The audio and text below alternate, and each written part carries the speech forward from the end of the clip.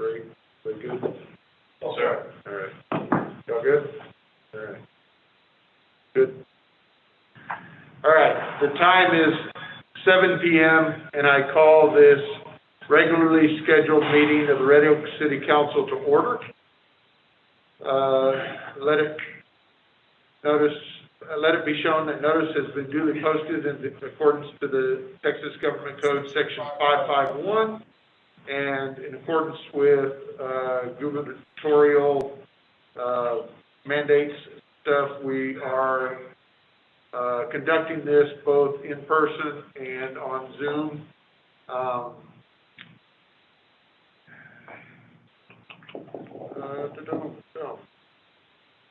right. And we do have a quorum of all council members present. And Councilman Wilson, will you lead us in the invocation and the pledge? Our Heavenly Father, Lord, it is with gratefulness we are here this evening to be able to pursue those things that are best for this little community. Father, we are grateful for those that serve in this capacity, for those that provide protection for our police, for our firefighters. Heavenly Father, I pray that you bless them and protect them. Guide this council, Heavenly Father, in the things that we do for the betterment of the citizens of this community we live in, we cherish and love. Father, we thank you that we have this opportunity to live in this great country and this venue that we have to represent the citizens of this town, this city. Be with us, Heavenly Father, that we might have wisdom and understanding. Be with us, we pray, in the mighty name of Christ Jesus, our Savior and our Sovereign. Amen. Amen. I pledge allegiance To the flag of the United States of America and to the republic for which it stands, one nation, under God, indivisible, with liberty and justice for all.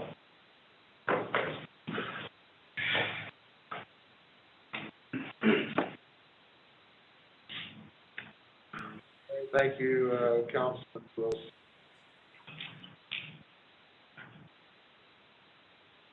So, I do have a statement that I want to kind of read, and I share this very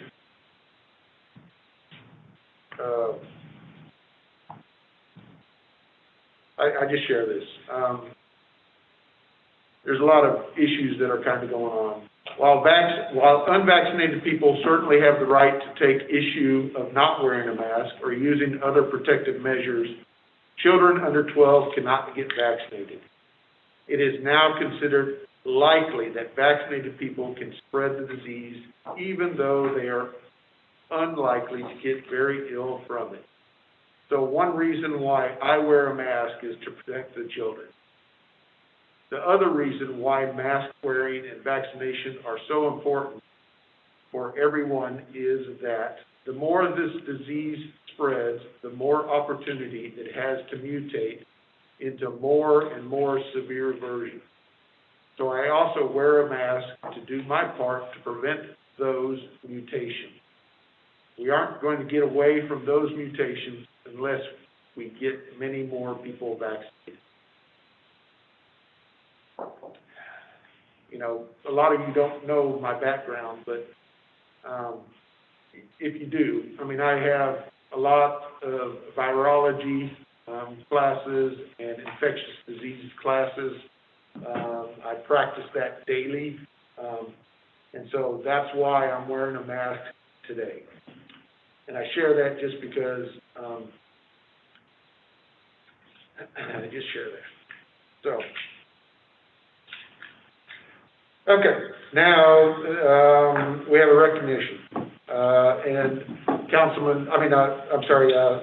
Assistant City Manager Mr. Phillips is going to kind of take over. So I'm sorry. Thank you, Mayor, Council. I just want to take a quick moment at the beginning of the meeting to specifically recognize Jeremy Trogic with our Chick-fil-A here in Red Oak.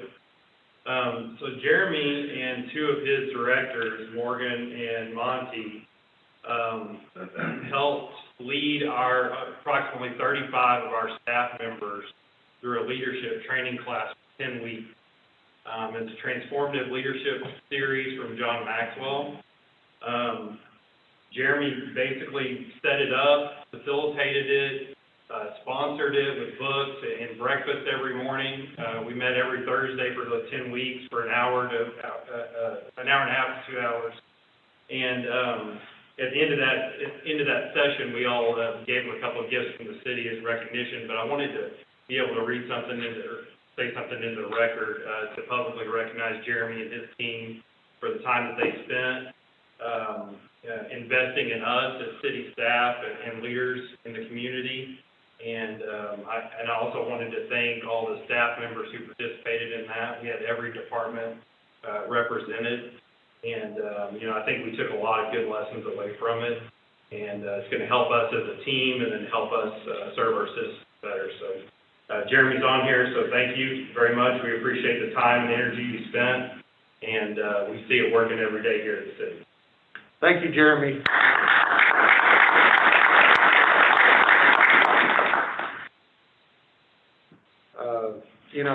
Again, it's community leaders like that make our whole community even stronger, and so thank you.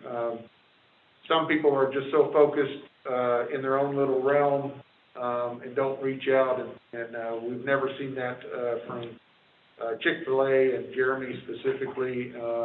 Lots of others, too, within our community. And again, I'll put our community up against many others. So thank you very much. All right. Citizens' comment. And we did receive two specifically, and I'm going to read those in. I think both of these citizens are on the Zoom call. And I'm going to take them in order of how they were submitted based on the date statement.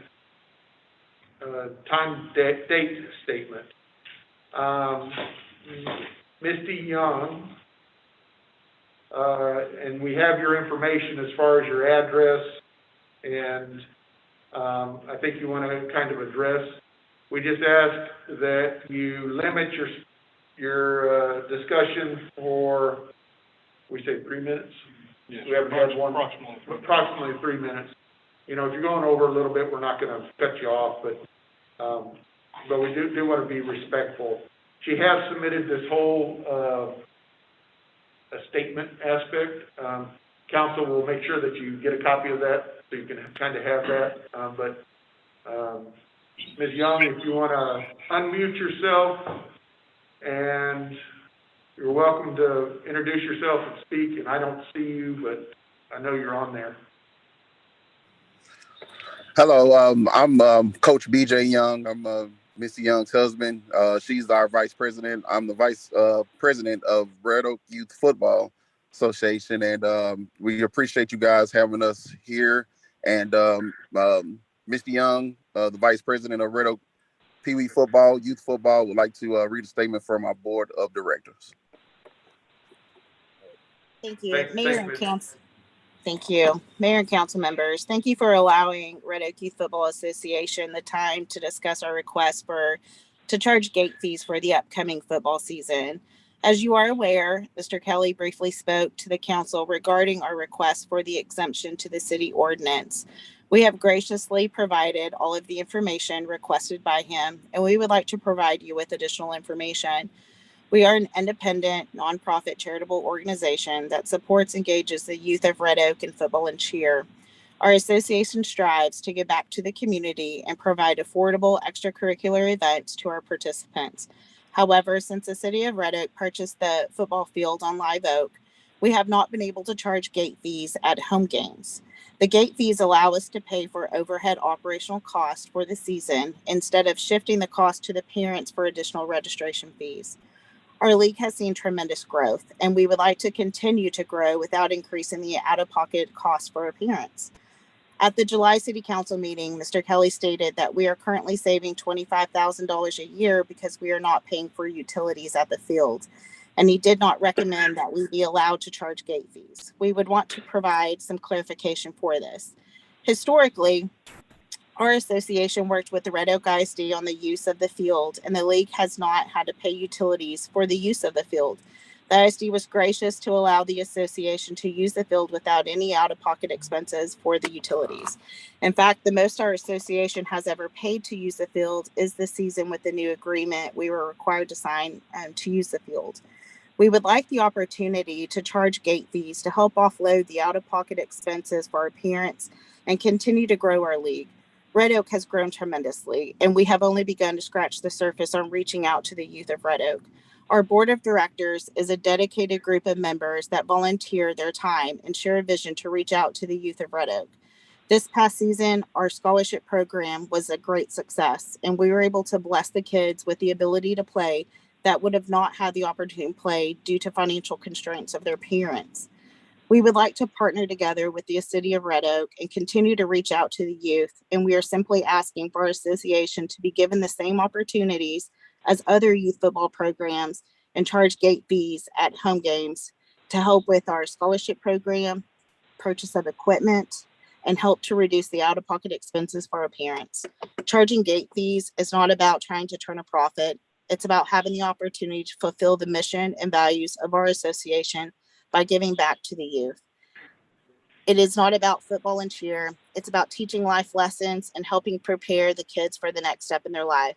So we ask for the city of Red Oak to please consider our association to be given the same chance as other football associations and charge gate fees. Thank you so much for your time, and please have a blessed evening. The Red Oak Youth Football Association Board of Directors.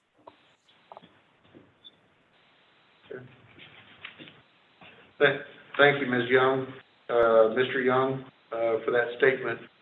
So, although we can't directly speak to this because it's not on the agenda, and that is a decision by myself because the previous council, we had this discussion before we even spent $500,000 in upgrading the football facility, that we didn't want to get into some organizations being able to charge gate fees and others not being able to charge gate fees.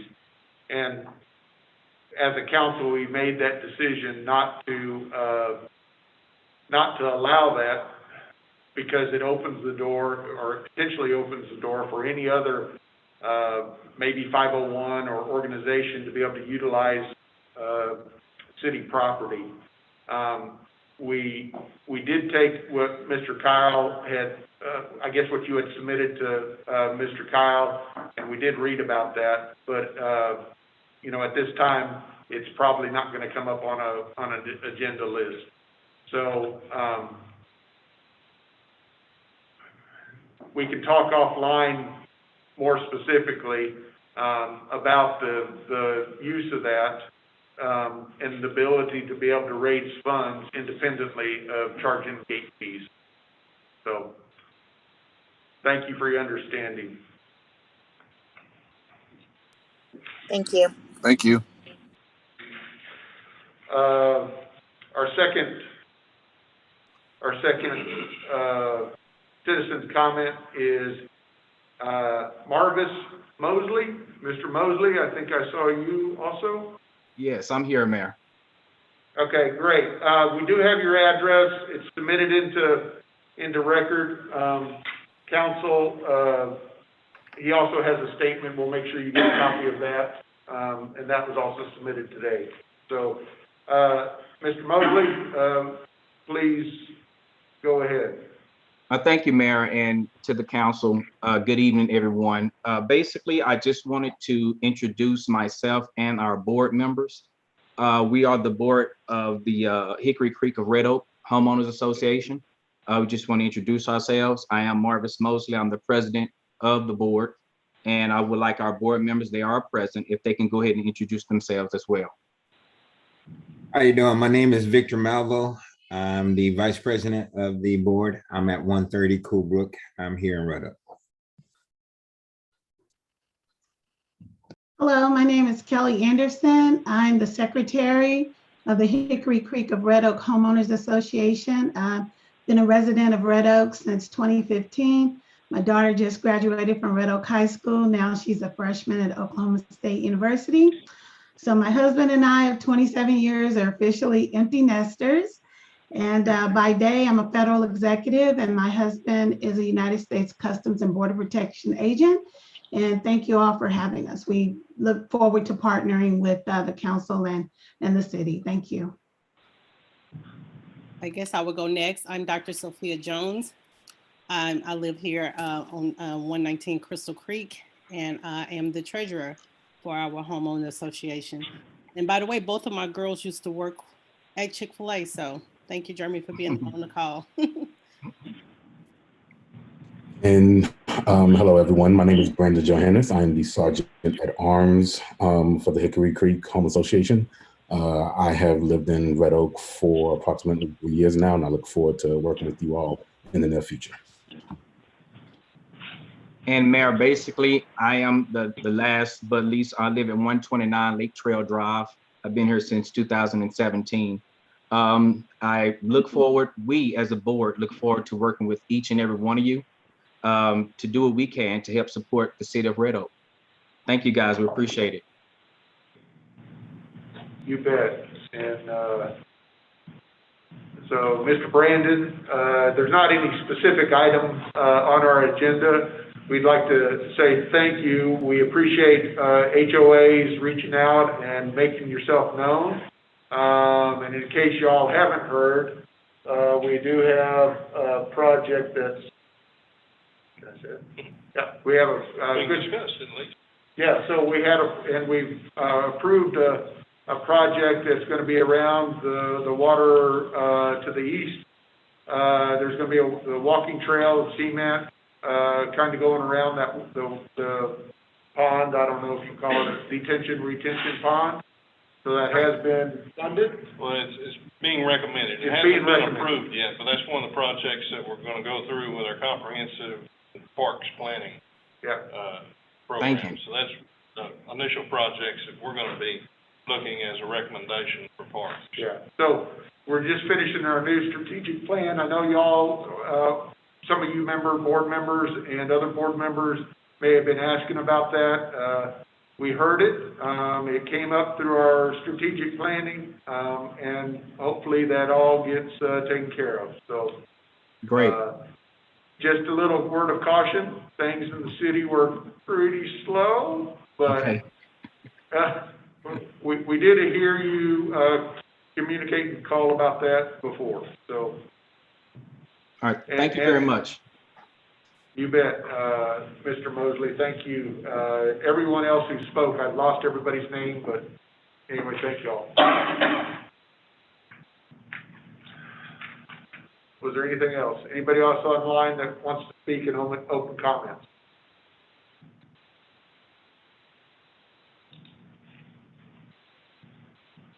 Okay, hearing none, we will move on to consent agenda.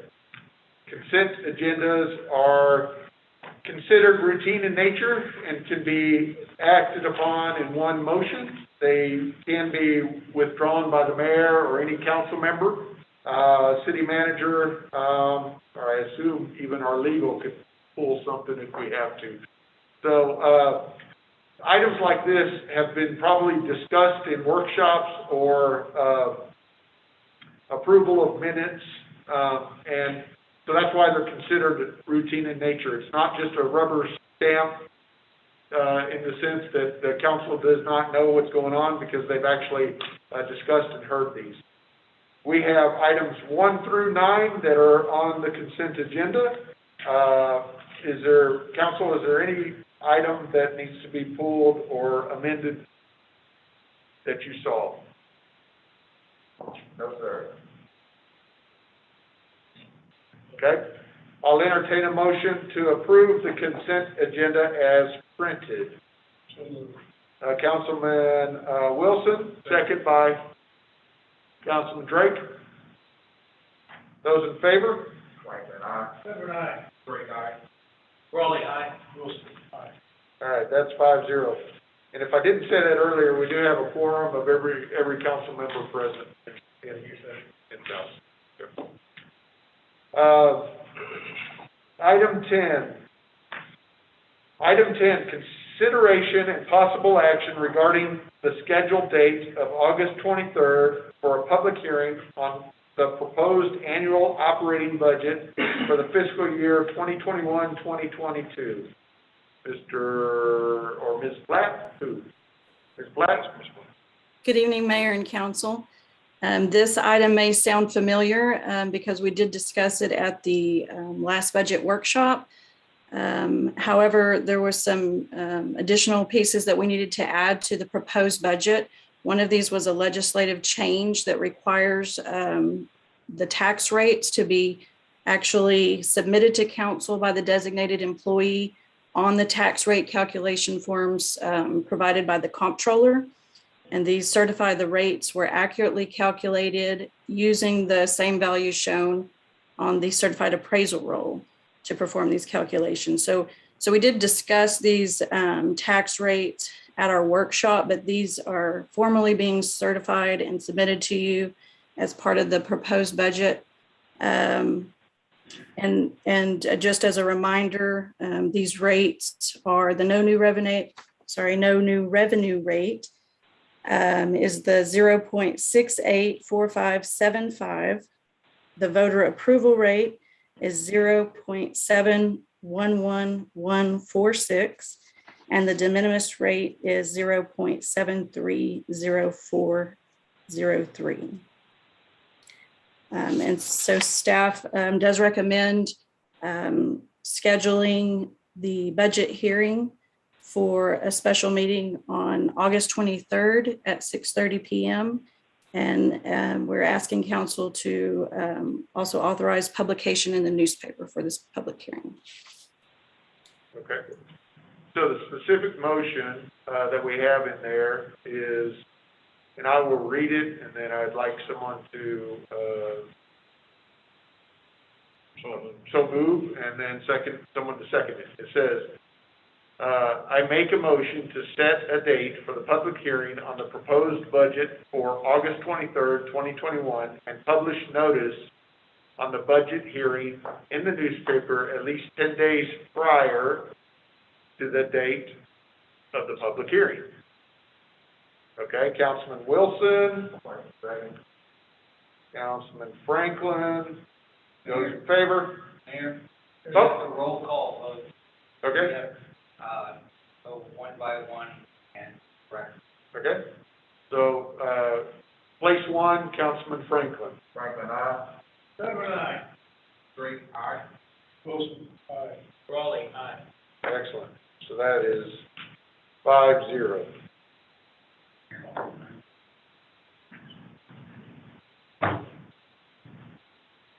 All right, item 11.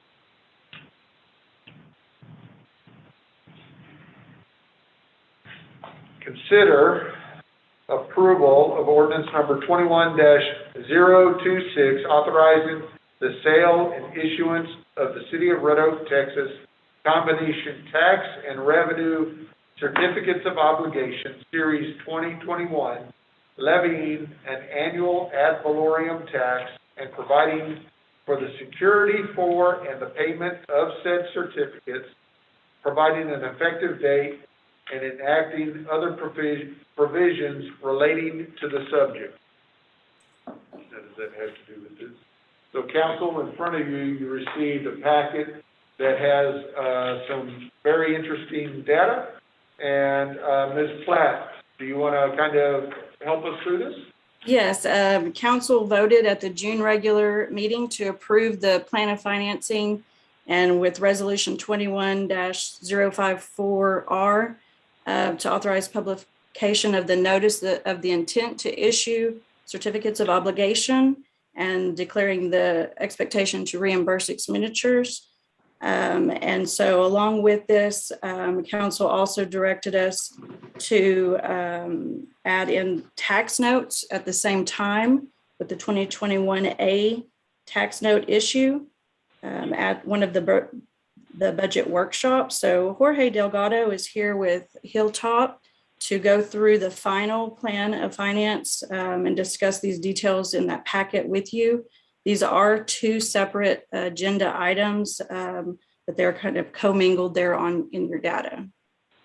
So I'll let Jorge go through that with you. Sure, and thank you, Gloria. Good afternoon, Mayor and Council. My name is Jorge Delgado, and I'm with Hilltop Securities. We serve as the city's financial advisor. So I have some positive results and news for you, one of which includes a rating upgrade that you've had along the way. But these next two agenda items are basically the same. This morning was one of the final steps in funding a number of projects that you have as part of your capital improvement program. Back in June 14th, we were in front of you with a plan of finance, with a plan of action, and here is where we are today. We took bids. Well, let me just refresh you on the project. The city is funding projects today with certificates and tax notes ranging from street and road improvements, drainage improvements, facilities improvements, a fire apparatus, vehicles, and various types of equipment. The certificates are funding a total of $4,215,000 worth of projects. The tax notes are funding $1.2 million worth of projects. As Gloria said, the tax notes were added after the June 14th conversation, but the city identified some additional projects needed to fund. And while you were already going out and issuing certificates, it made all the sense to include them and get rid of some redundant costs, financing costs that are just part of the financing as if you did them separately. So it turned out very efficient for you. I do want to highlight that none of these two agencies will not impact your existing debt service tax rate. It fits within the budget, and that's simply a result of, number one, your 12% growth in tax base this year, and some of your debt dropping off in the later years. So we're able to layer on some of that where your debt drops off, and you're able to stay at your current debt rate without impacting that rate upwards. We took bids at 9 a.m. this morning for the certificates, and you got a top bid of 1.97%. So you're under 2%, and this is a 20-year term or a 20-year financing. So congratulations. Certainly, we're still lingering down there in historical low rates, and you were able to capture that here today. Your tax note got 3 bids as well, and that one came in at a 0.75% as the winning bidder. So you're under 1% on a 7-year amortization. The winner was the same on both. The winning bid was by Fidelity Capital Markets. They're the ones that really sharpened their pencil here and got a hold of your certificates and your tax notes. Now, next steps, well, let me highlight that as part of an open market bond issuance, Mayor and Council, we do go through a rating process. This time around, the city got upgraded to a AA from a AA minus. So, congratulations, certainly pat yourselves in the back for that. It's been a lot of work to get to this point, but some of the highlights in the rating report, I won't go through it in detail, but they do mention strong economy in the city, very strong management with good financial policies and practices. That's certainly a factor here, and strong budgetary performance, very strong budgetary flexibility, very strong liquidity, and a strong institutional framework score, which is kind of like their scoring metric that they use at Standard & Poor's. Again, congratulations. These rates that you got today are a reflection of that result and that rating upgrade. Again, they are fixed rates. Should you approve these today, that's not going to change, and you're able to lock those rates in. Finally, next steps is to close, which is scheduled for our closing date is scheduled for August 31st, at which point the city would have funds in the bank. You'll notice that we got 3 bids for each. It's really not the number of bids we get, but the type of bid that we get. So we're certainly recommending approval as your financial advisor. And of course, right now, I'll take any questions you may have for me.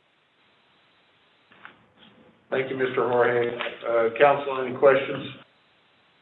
All right, so, to highlight, we got a AA rating up from a AA minus rating, which is excellent. 1.97 on the 20-year certificate of obligation, and on the tax note, a 0.75 or 0.76%, puts us in really good standing.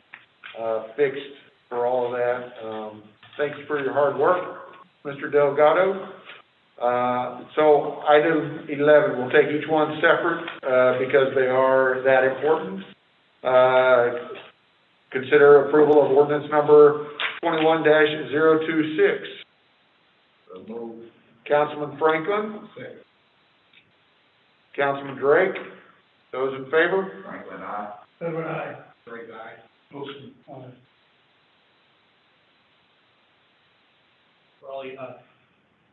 That is 5-0. Item 12. Consider approval of ordinance number 21-027, authorizing the sale and issuance of City of Red Oak tax note series 2021A, levying an annual ad valorem tax and providing for the security and payment of said notes, providing an effective date, and enacting on other provisions relating to the subject. And this is the second half of what you were talking about, Ms. Platt. Okay. Council, is there any other questions that you need answered before we take that? No question. All right. All right, I'll entertain the motion. So that's basically, that's the tax note at 0.7576. I entertain that motion to approve ordinance number 21-027. So moved. Councilman Goodwin? Second. Councilman Franklin? Those in favor? Franklin, aye. Aye. Drake, aye. Wilson, aye. Raleigh, aye. That's 5-0. Thank you, council. Thank you, Mr. Delgado. Thank you, way Mayor to and work Council. for us. You bet. And, so we're looking forward to that closure and getting that money so we can get it spent, so the appropriate way. That's an outstanding rate. Yeah. That's almost like government.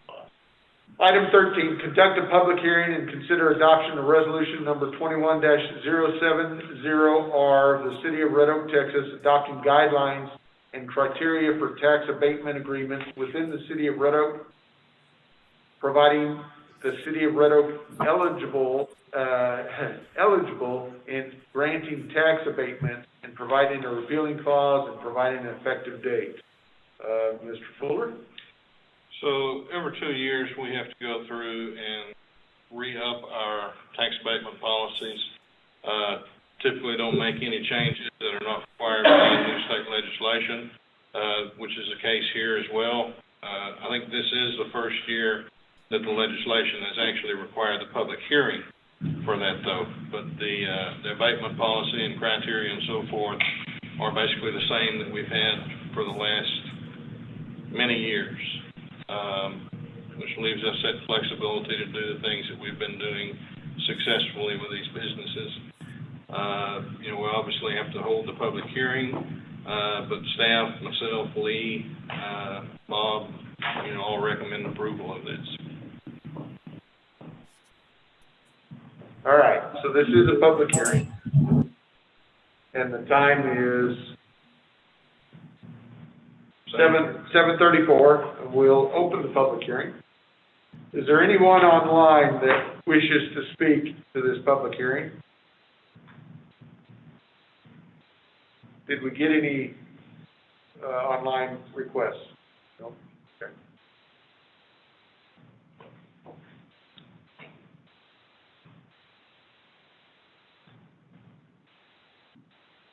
All right. I'll entertain a motion to close the public hearings. Councilman Wilson. Second. Councilman Brawley. Those in favor of closing? Franklin, aye. Aye. Drake, aye. Aye. Raleigh, aye. All right, that is closed at, we'll call it 7:35. All right, council, the importance of this is, it may need to be stated, but I think, Mr. Fuller gave us a good background. You know, it's hard to swallow initially, you're thinking about giving these rebates and these, tax abatements, but, once they expire and they are finite, we would not be in the position to be able to have those companies come to Red Oak. So, I would entertain a motion to approve ordinance, resolution number 21-070R. So moved. Councilman Wilson, Second. Councilman Drake, those in favor? Aye. Aye. Aye. Aye. Raleigh, aye. All right, that's 5-0. Thank you, council.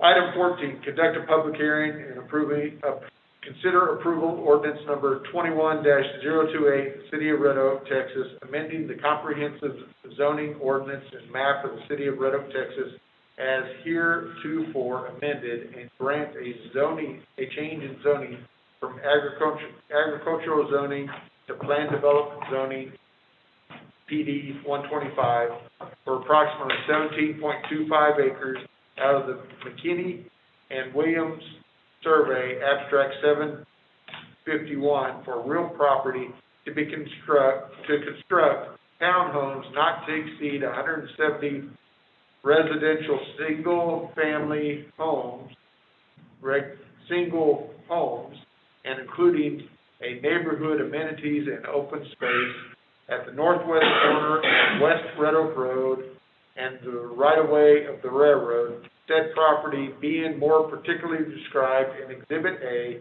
which is attached hereto and incorporated herein, providing a site plan, a landscape plan, a sign plan, a lighting plan, elevations and development regulations in Exhibit B through D, respectively, which are attached hereto and incorporated herein, providing a repealing clause, providing a severability clause, providing a savings clause, providing a penalty of fines not to exceed the sum of $2,000 for each offense, and providing an effective date.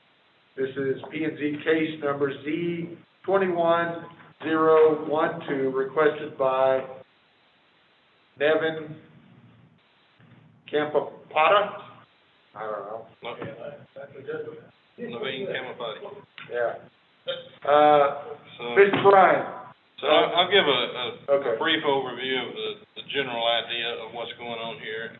Brian will be pulling up some drawings and so forth on the screen. But this is a tough property to plan and develop. It's in a spot that is just not real conducive to most anything.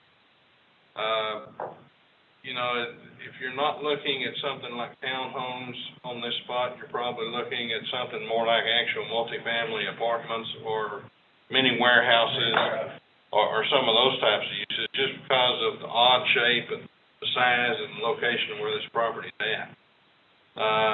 What they have been able to put together is actually a pretty nice project, nice products on the buildings and the layout. It is townhomes attached, so there is some density there. But I think it's about as good of a use of that property that we could be looking for right there. It's jammed up against the railroad tracks with a little pie-shaped piece. So P&Z originally looked at this back in July, and they requested a traffic impact analysis. They were afraid of the traffic impact, particularly on Red Oak Road. They did do the traffic impact analysis. I halfway expected it to say that they needed some improvements on Main Street as opposed to Red Oak Road, because Red Oak Road was already built, you know, with this type of development in mind when it was designed. But North Main Street was not necessarily.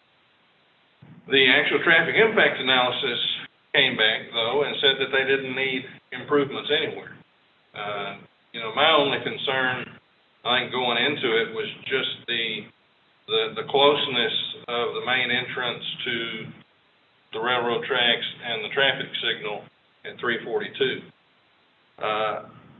And that really isn't that much of a problem if the traffic is heading back to the west. It's really just gonna be, you know, any traffic that's going towards the schools or towards the east, that you're gonna have any problem, and that's really just gonna be at peak times during the day.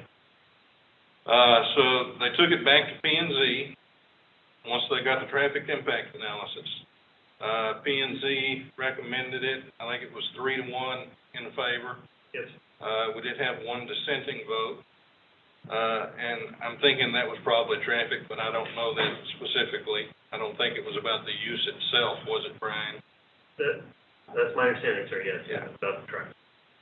So we're at the point now, P&Z's approved it. You know, I think they've done pretty much everything, you know, that Brian and Ben have asked them to do in terms of laying the project out, the buildings, footprints, architectural elements.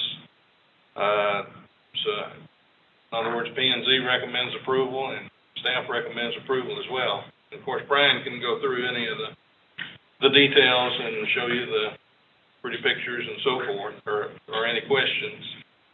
But that's it in a nutshell. So one thing I think that's helpful to see is maybe the aerial, the animated view.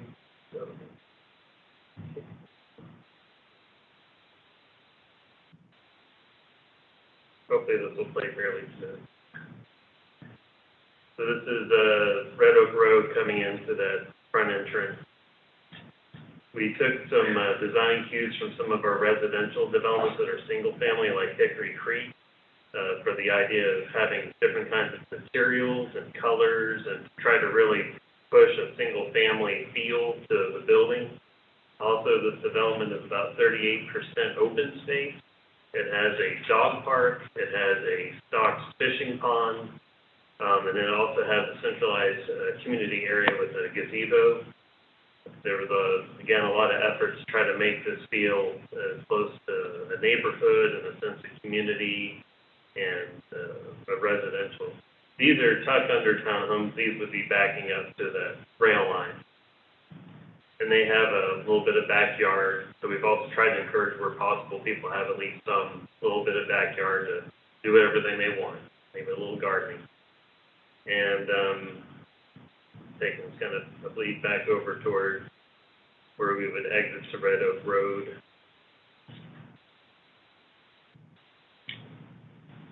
Well, and we have the residential street style lighting as well. So that gives you, again, kind of I think a good overall feel rather than just looking at black and white elevation. Get back to and then back to the overview on the plant itself. They're actually buying a lot there on Main Street to have a secondary access route through that direction as well. Okay. I guess where most of the traffic goes, that would be, particularly heading east.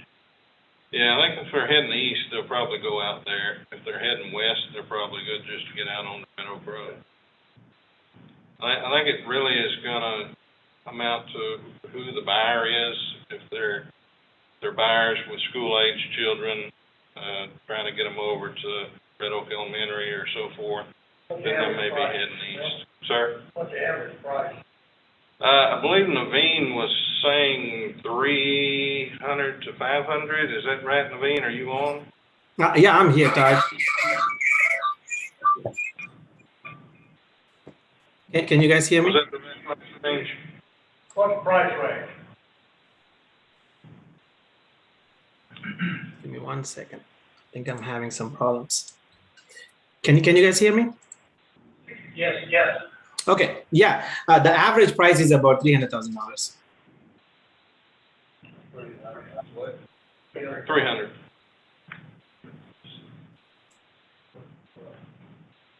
So,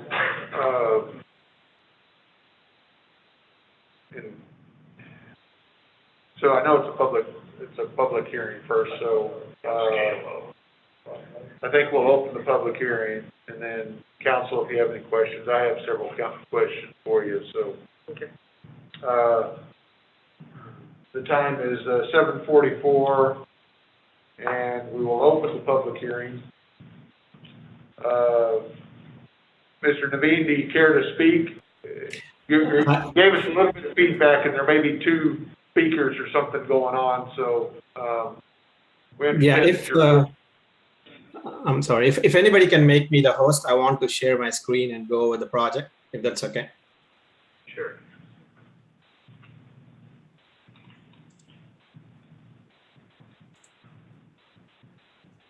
Working on that. There you go. Okay, good evening, Mayor and the council members. My name is Naveen Kamampati, and I'm the civil engineer for this project. I'm with Turnkey Tract.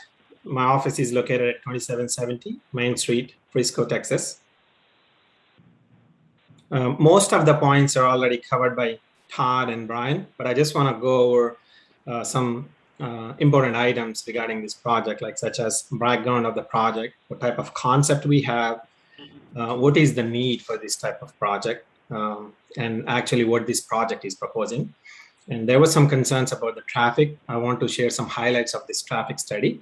And lastly, I want to include like what are the advantages or the benefits that this project is bringing to the community. So as you all know, the existing site, we have a site on the northwestern quadrant of 342 and Red Oak Road, near the railroad, very close to the railroad. The existing zoning for this is agricultural, and the city's future land use plan is calling for planned area 10. And the planned area 10, per the future land use map, allows for either low density residential or medium density residential or a mixed use residential. What we are proposing here is a medium density mixed use residential that is in compliance with the city's future land use plan. And we have a concept here called missing middle. This is the reason it's missing is because we don't see a lot of developments of this type nowadays. I think going back to probably 40, 50 years back, we used to see a lot of townhomes, but not anything recently. The density of this project is in between a detached single family home and an apartment complex with concrete towers. So hence the name missing middle. That's the concept that we're using here. I wanted to share some statistics from different governmental agencies that reiterate the need for this type of development. Some of these are at least like 60% of the home buyers, they like to live in a community that is walkable, and we have that. 30% of the households that are in the market looking for homes that are single people, and around like 75 to 85% of the households will be without children by 2025. And it's the population is aging, like by 2030, 1 out of every 5 will be 65 plus. So what we have, production wise is we got it set up for like either single family or multifamily, nothing in between. So there is a huge mismatch between what the market is producing and versus what the market is wanting. So there's a gap that we want to fill with this development. Some of the highlights, as already talked, we do have a variety of the architecture, quality homes that we are bringing here. The architecture is a blend of contemporary and Tudor home styles. We do have 5 different types of the buildings that you guys can see on the screen. Those are different unit configurations. We are planning for concrete streets, connected 5-foot sidewalks. Entire project, we have 5-foot sidewalks connecting from one end of the project all the way to the back end of the project. And we are proposing different amenities that I don't think anybody in the city of Red Oak previously proposed. We got a fishing pond, we got a central park with gazebo, adult fitness area, dog park, and even our mailboxes. We were trying to do architectural feature with that too. We have the Mason mailboxes. We also have additional parking spots that we think are going to be helpful, so that when you have either a visitor or if you have some additional cars, in addition to the 2-car garage that we have, we're making sure that there are not going to be any cars parked on the street for emergency vehicles. the HOA is going to maintain all the green spaces. I put 40% green space, but to be exact, it's like 38% green space. So even the green space is, a lot of green space that we're offering. For the security, we're going to have lighting throughout the entire project. Some of the highlights of the traffic impact analysis, as you said, we initially went to the P&Z, and there were a couple of concerned members were especially about the density and also about the traffic. So we took counts last month when the school was not in session, but to account for the school, we looked at the school data, and we also increased the traffic count by 20% to account for the COVID, even though I think I see a lot of cars on the street already, but just to be on the safe side, we increased that number by 20%. And any other questions on the traffic, I would let Adrian Murphy, who's on the call, answer those questions. He's our traffic engineer. That West Red Oak Road, it's already a 4-lane minor arterial for the future land use plan, for the future transportation plan, that can accommodate around 20 to 34,000 vehicles. Right now, our traffic counts indicate that it's servicing around 12,000 vehicles per day. State Highway 342, it's a 2-lane major arterial that can accommodate, when everything is like built per the future plan, around 36,000 to 45,000 vehicles per day, but it's not built to the thoroughfare designation yet. So currently it's holding around 12,000 vehicles per day. North Main Street, which is adjacent to our project where we have another entrance, can accommodate a maximum of 1,500 vehicles per day. Right now it's serving 900 vehicles. So what we found with the traffic study is that all these intersections, when everything is built, will be operating at the same level of service without this project as well.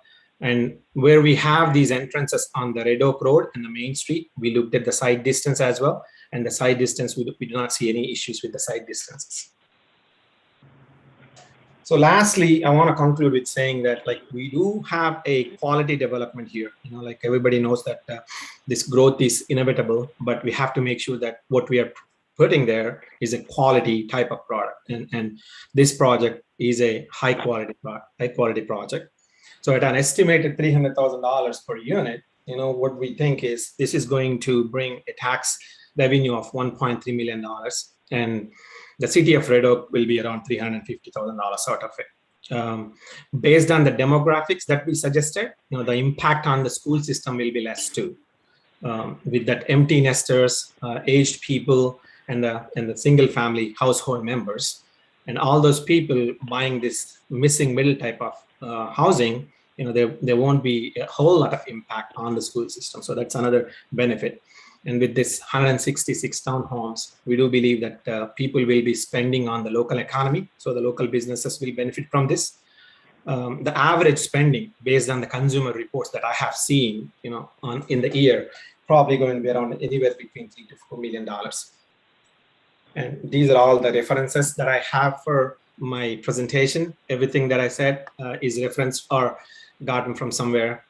So any questions? I got our traffic engineer, Adrian, and I got our architect, Kevin, regarding any comments for architectural. Sure. Thank you, Mr. Naveen. Yeah, thank you. Thank you. So this is a public hearing, so we're going to let a couple other people speak. We're going to keep it kind of brief. You gave us a great overview, and then we'll get into asking some questions there afterwards. Anybody else online that needs to speak specifically?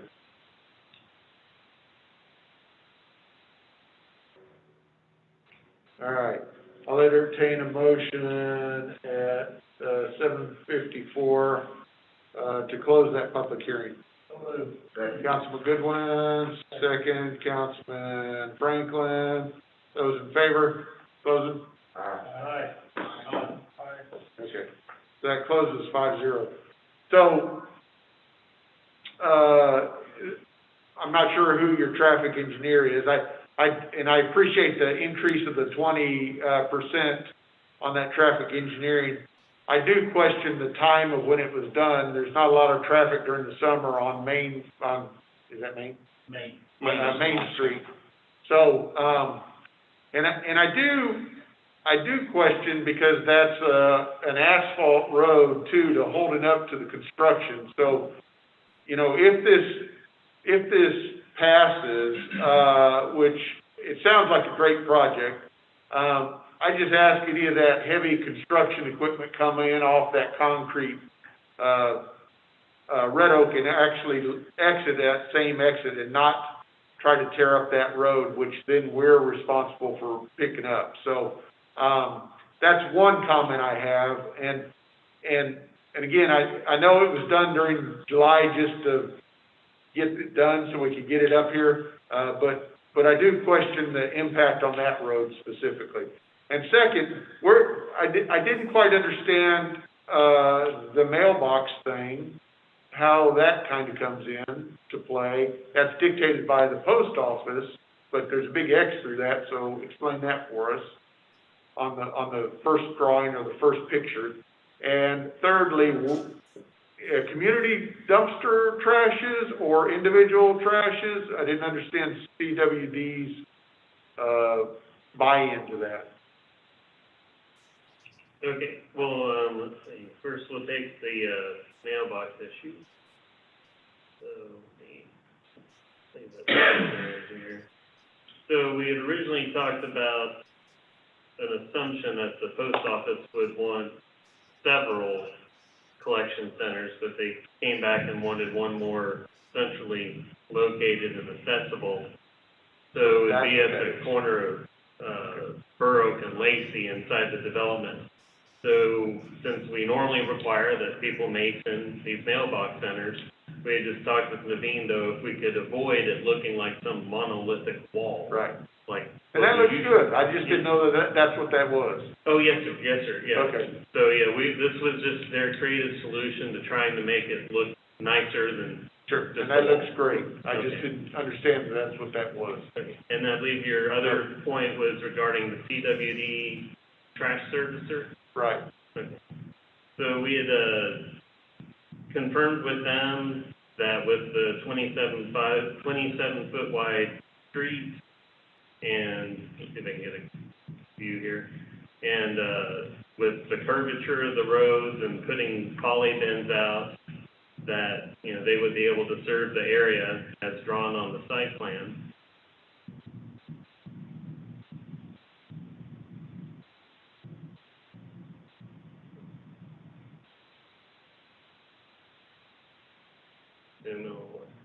So, people would, need to, you know, pull their bins out and put them on the side of the street, just like any other subdivision.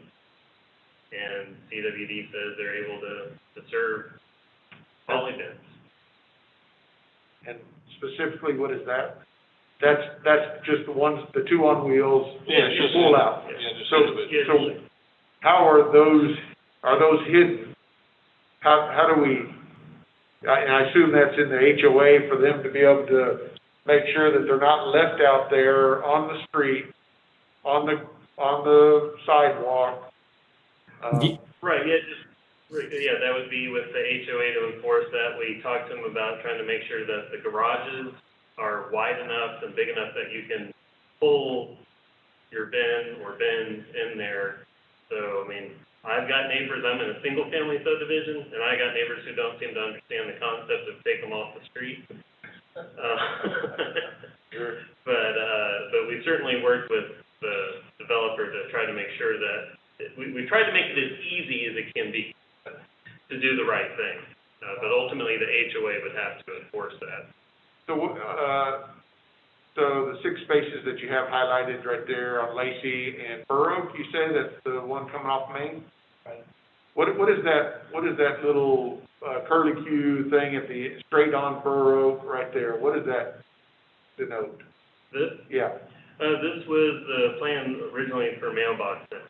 Oh, I see. Yeah. But we've had to deviate from that. Okay. That's just not the place where the trash cans go. No. Okay. All right.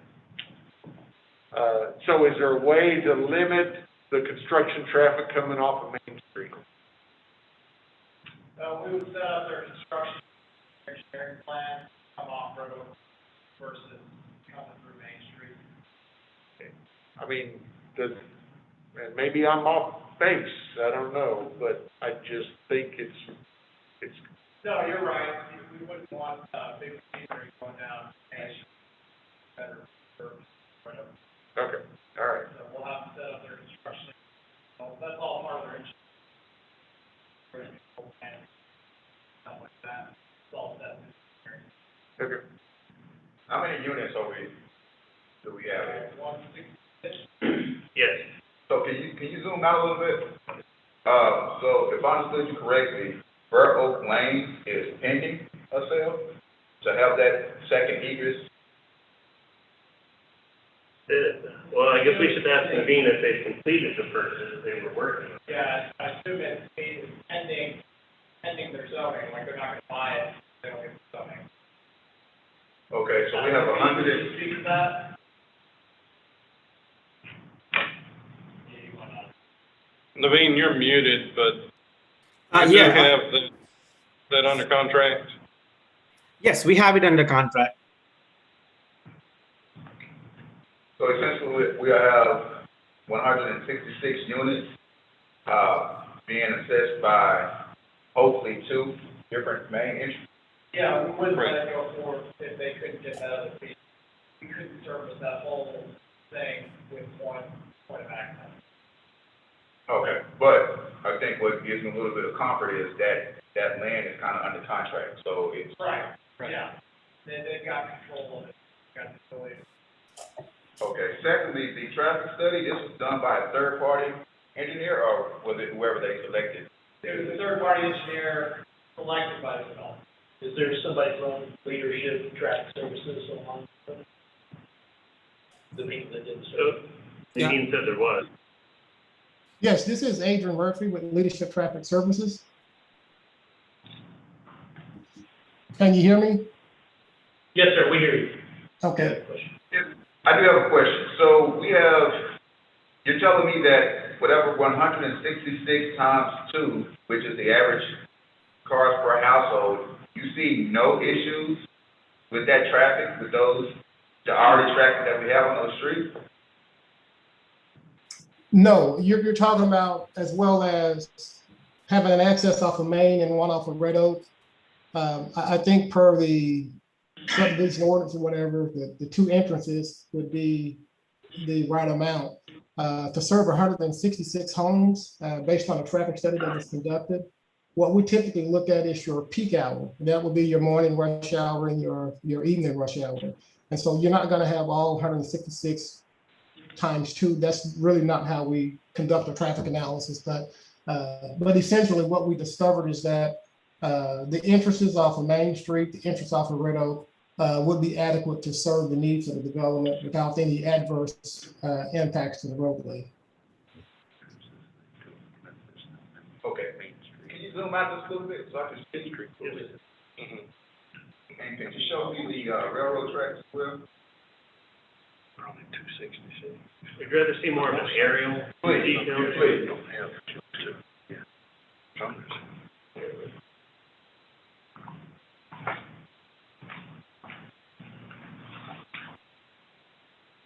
And I'm totally for the PD for this. I definitely see the challenges of developing this land, but the traffic is what kind of concern. And I had the same concerns with the traffic coming from Burr out on Main Street. Right. How did you all arrive at, I understand y'all did a survey, and it's done in the summertime, and you did a 20%. Yeah. I can go over the traffic component and how that part was conducted in terms of the traffic data collection. One of the concerns raised by the commission, I guess, I received a set of comments or concerns, I guess, before even conducting the traffic impact analysis. And one of those concerns were conducting a traffic count during the summertime because the schools would not be in session. The other one, the major concern was going to be the operation of the intersection of State Highway 342 and Red Oak Road. Another was gonna be, Red Oak Road itself, how will it handle the traffic? The other was Main Street, how would Main Street handle the traffic? So, taking those into consideration, we went and did a traffic study.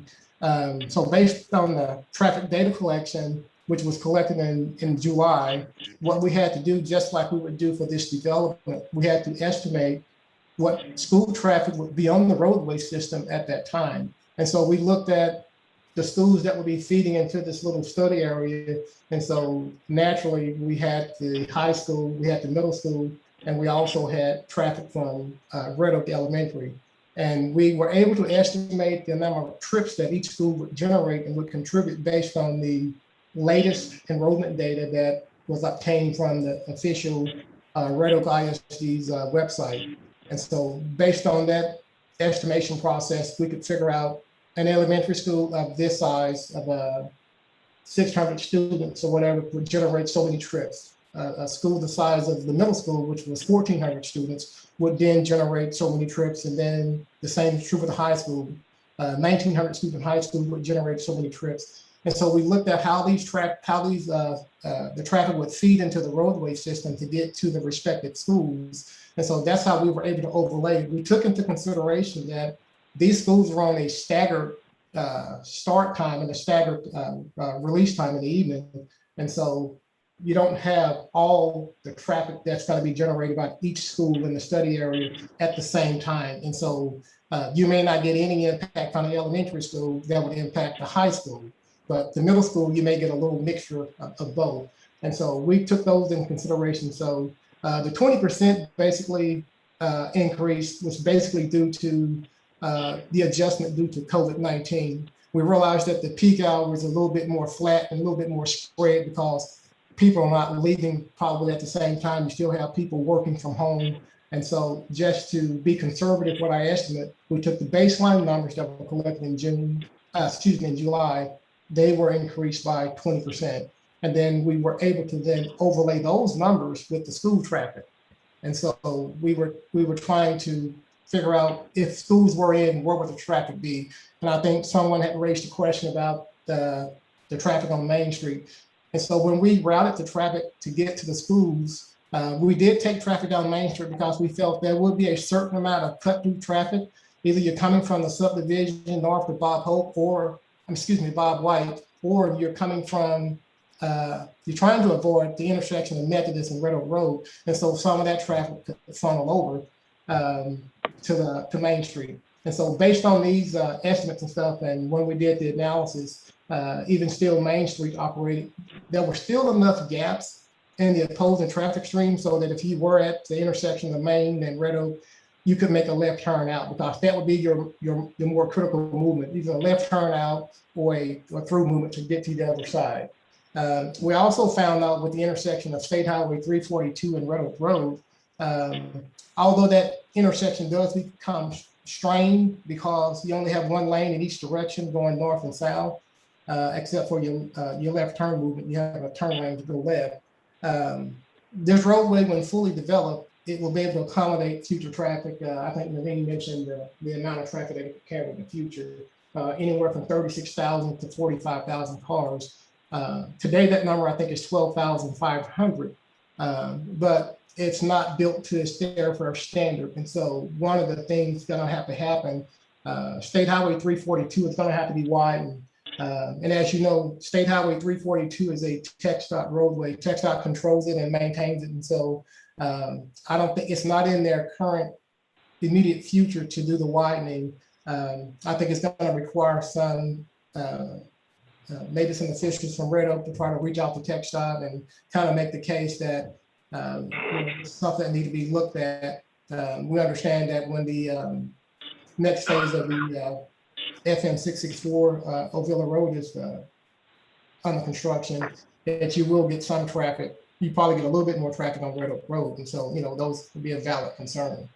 And so those are some of the steps that we took in conducting this traffic study. The only thing that I would have recommended, I think someone mentioned, they were concerned about the closeness of the entrance on Red Oak Road to the railroad track. And so Lacey Drive would be close. normally I would have recommended, let's say, a right turn decel lane, just from a safety standpoint, because if you're traveling west, it would be nice to be able to make a turn into the decel lane to get to that entrance.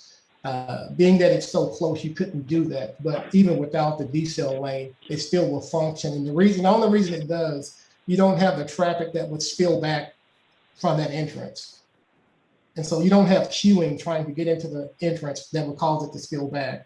And so for that reason, it operates at a acceptable level of service. That's kind of a snapshot of what we looked at and tried to mainly address a lot of the concerns that the Planning Commission had. And if there's any other specific questions, I guess I'll be happy to answer those as well. So Adrian, this is Todd Fuller, the city manager. I'm not all that concerned about westbound traffic. Westbound traffic is not going to have to decel because it just left a red light. Right. It's the eastbound traffic that's concerning. And what's going to happen, and I'm not an engineer by any means, but I'm just looking at this and trying to figure out how I would leave this subdivision. So if I were going over to Red Oak Elementary or the high school or anywhere over on the east side, I would not try to get straight out onto Red Oak Road. I'd go up and go out onto Main so that I could have more queuing area, because what's going to happen is traffic during those peak hours is going to stack up beyond your entrance. So I would be going back out to Main Street, coming down, hitting Red Oak Road, and then going across, or even going across Red Oak Road, down Main, through downtown. And that's all well and good, except that Main Street is an 18-foot wide, small street. And I'm not sure how much traffic it'll be able to hold up to. And that's my whole concern. And I know myself and Scott Lindsay have talked about this before it went to P&Z as well. So, you know, I would feel much better about it if Main Street was a normal, 28-foot wide street where you could get traffic through there easily. But that's my only hang-up on this whole thing. It's more about Main Street than it is Red Oak Road. Okay, so if you're on Main Street, it's a two-lane roadway. So if you make it 28 feet wide, I guess in essence that makes it safer. One of the things that we did in discussing with the city, with Brian, one thing I guess unique about this project is I guess the type of people that they're envisioning that would be living here. And so in the morning, your morning commute, most of your traffic is destined to 35E. And so when we looked at how traffic would be distributed coming out, they're trying to get to the 35 interchange. And so a lot of that traffic is funneling out, headed back to the west. And so you have very little traffic then that will hit that 342 intersection. And so that left turn movement out at that point is not as significant as it would be if you're going back to the west. I have two questions for staff. My first question is that 318 and 322 North Main, are those two properties that this proposed second entrance? Those are next door neighbors? Yes, they have a pretty large swath in between them that has like no structures or anything on it, which that's big why the developer approached that. Okay. The entrance there. Ultimately, the subdivision here, well, I don't know if I can call it subdivision, but the neighbors here doesn't have any issues.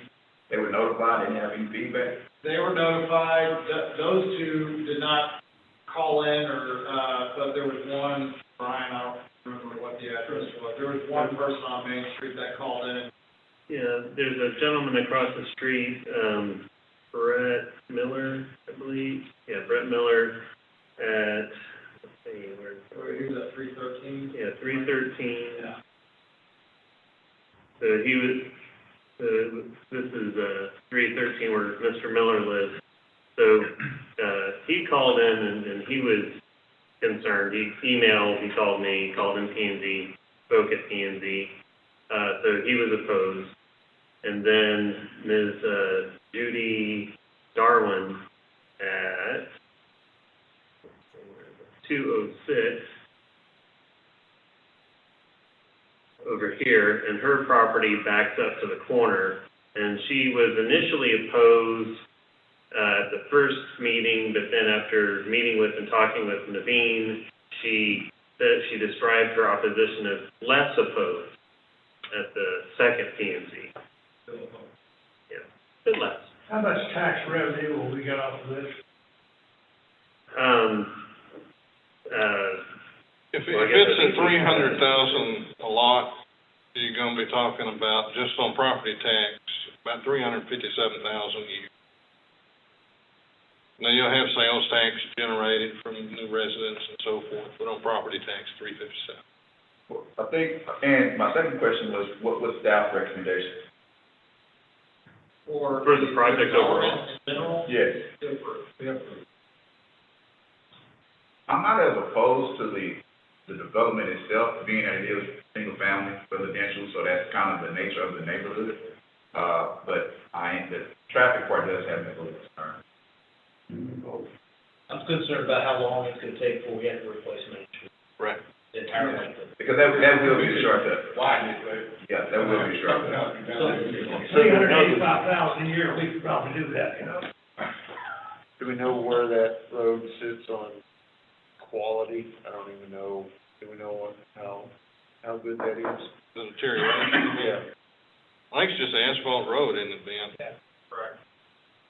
So I drove it yesterday, windshield analysis, okay. Yeah, it's just typical asphalt road. It's not terrible, it's not brand new. But it's a type of road that, particularly like you were saying, if you were taking construction vehicles in there, it'll get bad. But with typical traffic, I don't think 100 and something lots are gonna deteriorate it. I'd be more concerned about, is it wide enough to handle the traffic? Because and like Councilman Goodwin said, you'll actually have some of them that'll go out to Main Street and go north too. Go through that neighborhood. Right. So, can you, is it an optical illusion on the, Red Oak Road entrance? Is it one lane going in and two lanes going out? That's correct. So it's 18-foot wide in and then 24 out, turn left or right going out on the Red Oak Road, and then obviously it's a little bit wider so you can come in, make a turn in. So, Mr. Murphy, what time was that? What time of day was that study actually done? It was 24 The traffic hours. analysis, the data collection for the traffic analysis was done on July 14th. It was two different periods. The morning period was collected from 7 in the morning till 9. Well, I have to go back and check. I think it may have been 6:30 to 9, but the peak hour was determined to be from 7:15 to 8:15. And then there was another 2-hour window that was collected in the evening, I think from 3:30 to 6, 3:30 to 6 p.m. But they both were done on July 14th. Yeah, I like other councilmen, I have a feeling people aren't gonna be turning left, going towards the railroad track out of that, because it's trying to get to schools. That's my opinion, because that road, when school is in, that's backed up to Main Street with kids trying to go straight across to get into the back of the high school. So, anyway, I like the project, I like the concept, I realize it's a challenging piece of property. Council, is there any other questions that y'all need answered? I'm assuming Chief Landon's okay with the fire. Yeah, so it's been approved, both police and fire and, CWD. So, and as far as the traffic goes, you're gonna have that same problem no matter what you put in. Yeah. And I think this is probably the better of the evils. This is the best case scenario as far as traffic. Right, I think so. So Unless you're putting many warehouses, which I don't think we want in there, period. And this has a brick wall all the way around. Describe that exterior perimeter. The wall, you said? Yes. So on the front is gonna have solid masonry completely for the front parts here, so you can see little hands moving. The the rest of the perimeter, with the exception of the rail, will be a mix of the masonry with the wood. And then the backside along the rail will be lap wood, but double-sided fencing. For sound. Yes, and just, yes. Yes, sir. And I think I've got there's an inset for all the, one of these.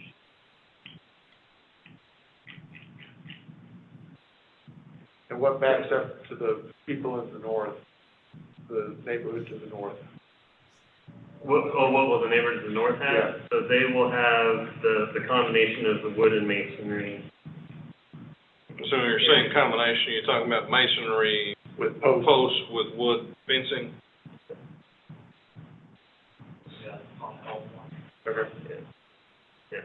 So you've got your stonework column, kind of like a wainscot with the rest filled out in wood with trim and topper flat. And so that's, 2 retention ponds or detention ponds? The fishing pond and then the one by the railroad track at Red Oak Road? Right, the fishing pond would be retention, right, Ben? And then the other one is detention? Correct. Yeah. Good question. All right. All right, council, any other questions that need to be answered? No questions. All right. I'll entertain a motion to approve ordinance number 21-028. You did close public hearing. Oh, did I not? Yes, you did. I did too. Yep, you did. I was asleep, I'm sorry. Okay. 754 is what I had. Right, yes.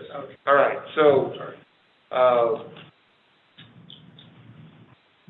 one last question, I assume, was there anything else that was lacking that still needs to be submitted? No, sir. All right, I'll entertain a motion to approve ordinance number 21-028. So moved. Councilman Drake, second, please. Ben. Oh, Councilman Goodwin. Those in favor? Franklin, aye. Super aye. Drake, aye. Wilson, aye. Raleigh, aye. All right, that passes 5-0. Look forward to seeing this amenity. I'm sorry? What is the, estimated start time? Levine, do you have a schedule? I think, what we are planning is probably early next year is go to the construction by the end of, 2022, start all of the, the early stages of the horizontal and then go into the vertical construction. I think 2023, everything will be built up. Okay. That's all the way over here, so it's pretty good. Excellent. All right, item 15, and this is consider approving preliminary plat for Oak Point Townhomes to consist of a mix of different styles and types of townhomes not to exceed 170 units, to include neighborhood amenities and open spaces on approximately 17.25 acres from 2 parcels out of McKinney and Williams Survey Abstract 751, further described as being generally at the northwest corner of Red Oak Road and the right-of-way of the railroad, and development will provide access to North Main and West Red Oak Road, City of Red Oak, Texas, case P 21015, requested by Mr. Naveen. This is just what we talked about. Yes, sir. We've basically covered really all this in more or less detail. This is just a preliminary plat that conforms with the development plans you've been shown. Okay.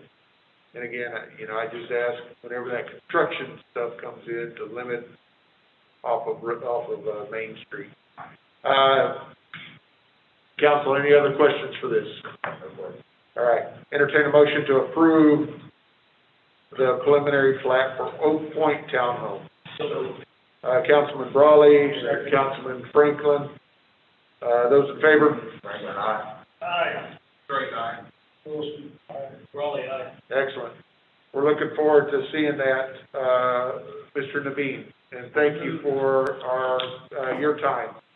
Thank you all. I appreciate it. Mr. Murphy, thanks for those explanations, and don't worry, we'll come find you if we're having a problem with that road. I'm sure you will. Thank you.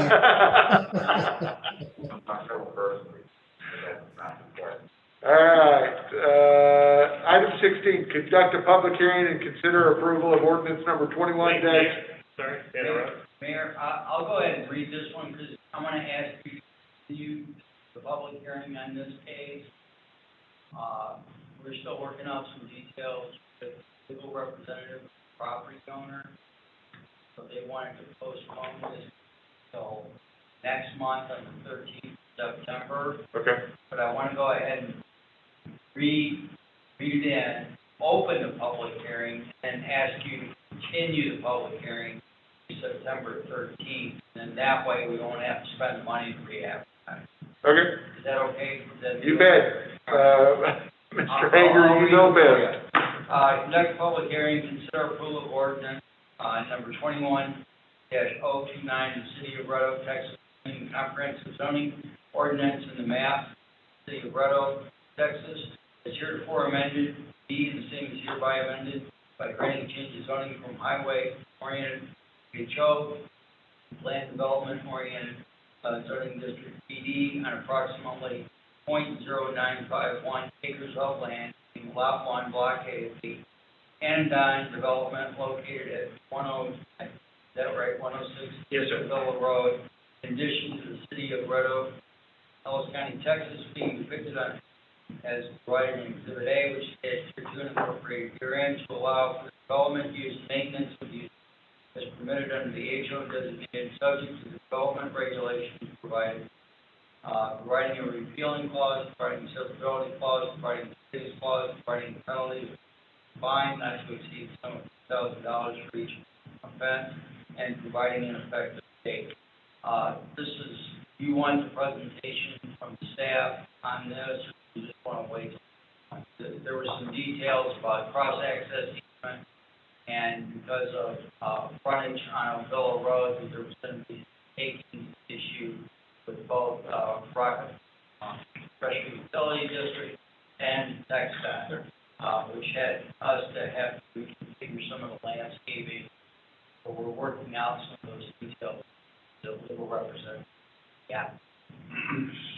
I think it'd probably be best to just open the public hearing without the presentation, so that Mr. Boyd can be on and. That's fine. You know, we already have everything ready to. All right, I will open the public hearing at 8:28, and I request that we continue it until September 13th of 2021, and no vote or anything. Right, so I have to vote on the motion. Okay. To continue. Okay, I'll entertain that motion to continue this. So. All right, Councilman Brawley, Councilman Drake, those in favor? Aye. Aye.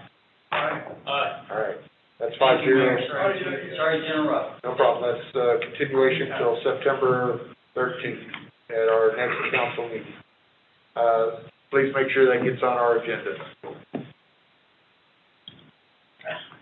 Item 17, conduct a public hearing and consider approval of ordinance number 21-030, the city of Red Oak, Texas, amending the comprehensive zoning ordinance map of the city of Red Oak, Texas, as heretofore amended, B, and the same is hereby amended by granting a change in zoning from agricultural to planned development zoning district PD to a special use permit SUP to allow a church with a daycare, martial arts studio on approximately 1.24 plus or minus acres, lot 1, and located at 122 South State Highway 342, an addition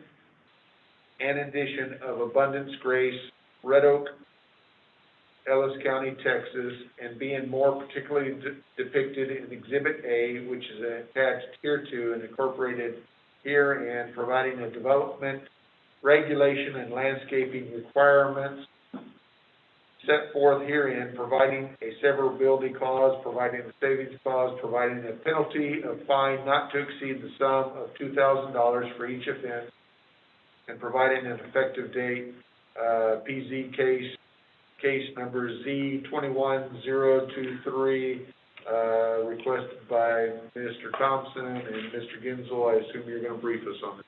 Yes, sir. Okay.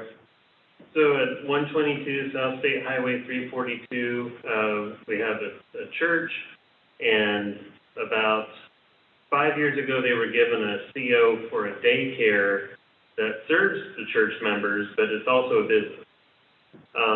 And then recently, a martial arts studio, which also serves church members, is operating out of there. They basically keep their stuff stored in a storage room, and then they take over one of the event rooms to do classes several times a week.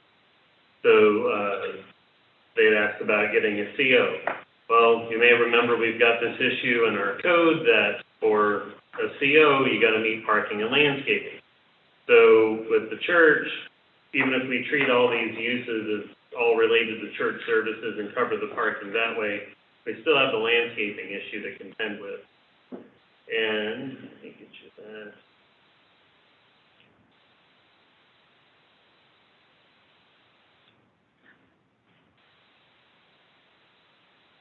A little bigger. So just to give a rough idea of where we're hitting and missing. So for the trees, normally they should have 5 across the front. They've only got 1 that would really count right now. And for front yard, the current area, they would only have about half of what you would normally need, but they certainly exceed the overall by quite a bit. And they don't have parking islands by the way our ordinance defines it. And so something to also just, I guess, keep that thought in your head for a moment. Let me show you something else. So,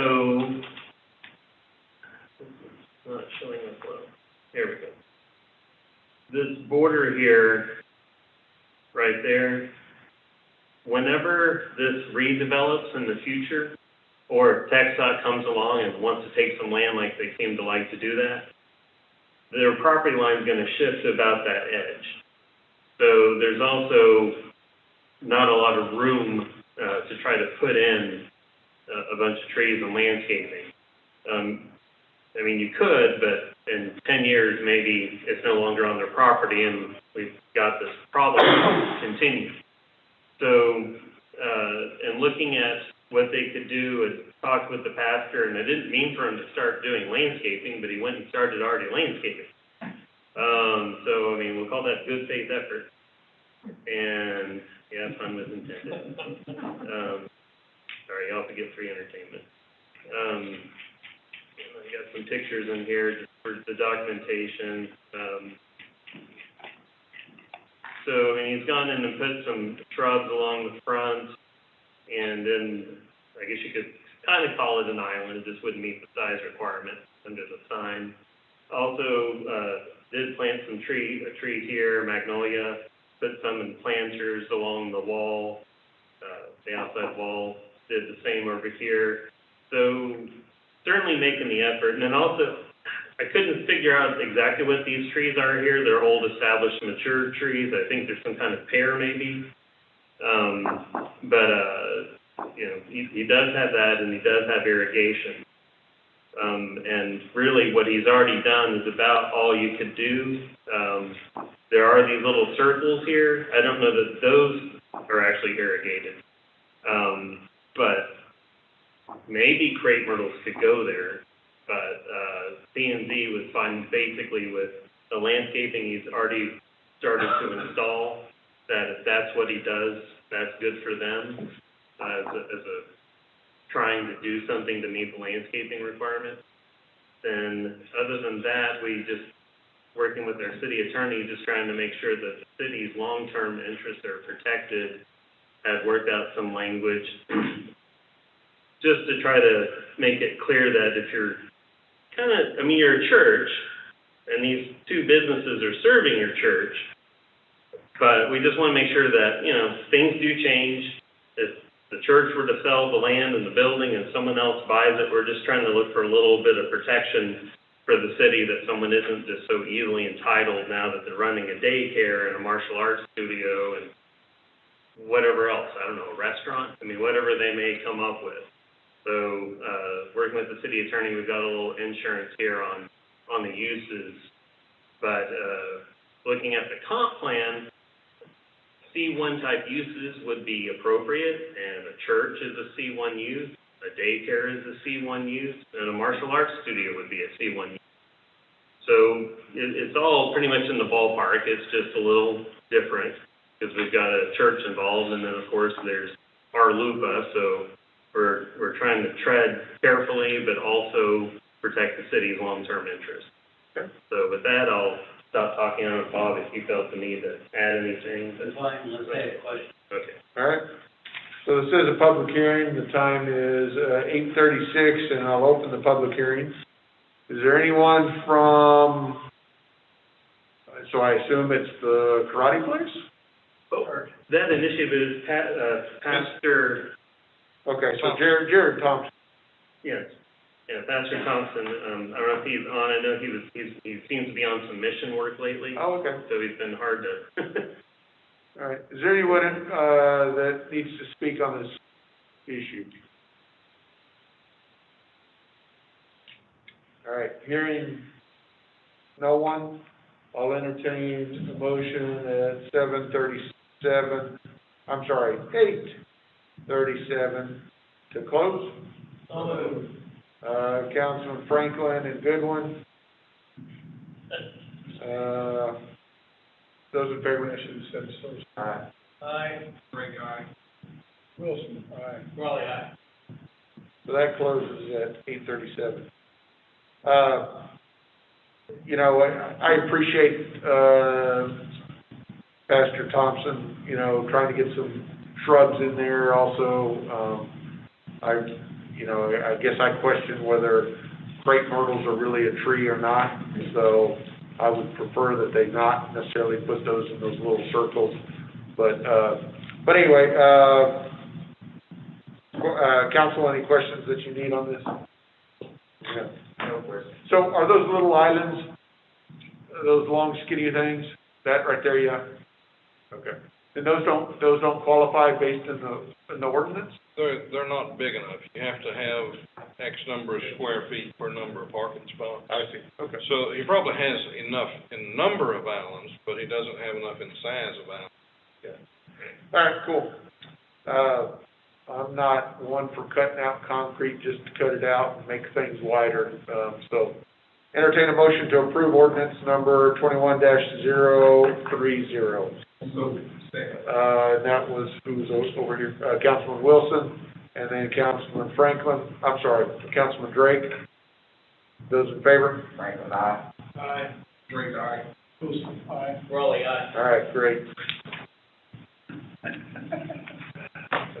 Number 18, conduct a public hearing and consider approval of ordinance number 21-031, City of Red Oak, Texas, amending the comprehensive zoning ordinance and map as hereto amended and granting a change in zoning by amending the residential plan development 11/12, PD 11/12, to allow for a solar panel system as an accessory use greater than 650 feet located at 103 Autumn Trail, Lot 2, Block B, Fox Hollow Estates, Phase 1, City of Red Oak, Ellis County, Texas. More particularly described as set forth in the attached Exhibit A, providing the development regulation as depicted on the plot plan with roof plan and modules, electric plan, detail, attachment detail, and equipment specifications as provided by Exhibit B through F, and respectively attached hereto, providing that this ordinance shall be cumulative of all ordinances, and providing the severability clause, providing a violation hereof, providing a savings clause, and providing for publication in an official newspaper, and providing an effective date. Case D 21024, requested by Paul for Mr. Gensel. Yes, thank you, Mayor. So this is at 103 Autumn Trail, near the corner of Autumn and Pierce. A quick side note, you may remember we also have the solar code amendment also tonight, and P&Z did approve the solar code amendment as well as this SUP request, and the way in which they approved both were consistent with each other, and also consistent with the recently signed legislation by Governor Abbott that'll take effect on September 1st, which greatly restricts our ability to regulate solar panels. So I just wanted to put that out there real quick. So the applicant requested 855 square feet worth of solar panels, which is fine. That's like a 650 to 850 is the normal range that people seem to request. And it does include solar panels on the front. You may remember, or maybe we hadn't talked about it. I may be confusing y'all with P&Z. I apologize. But we had, in an earlier discussion, had talked about not allowing them on the front. But it sounds like with the new legislation, we can't do that. So P&Z went ahead and approved this SUP as submitted, showing solar panels, including on the front, and had no issue with that. And then again, the solar code amendment that you'll vote on next is consistent. So if you were to approve this as is, and the solar code amendment as is, you should be consistent with Texas law, and you'd be consistent with what P&Z recommended on both accounts. So with that, I'll stop talking. Anybody heard from his neighbor? No, sir. Didn't hear from anybody. So, this is a public hearing. So I will open the public hearing at 8:42. Was there anybody online that needs to speak, Mr. Farr?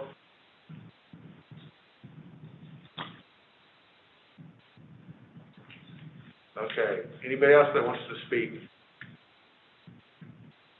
Hearing none, I'll entertain a motion at 8:43 to close the public hearing. Councilman Wilson. Second. Councilman Drake. Those in favor of closing? Aye. Aye. Drake, aye. Aye. Raleigh, aye. That's 5-0. Mr. Hager, how come we have to, why is it this one that we have to put a publication in the newspaper, whereas the one that we dealt with, that was the one in the backyard, we didn't have to do one in the newspaper? Do you know? It was a zoning change. Qualifications, so I would assume that I was invited. Yeah, Public hearing. all right. I can't remember specifically, but for whatever reason, that just struck me as in the newspaper. I don't know.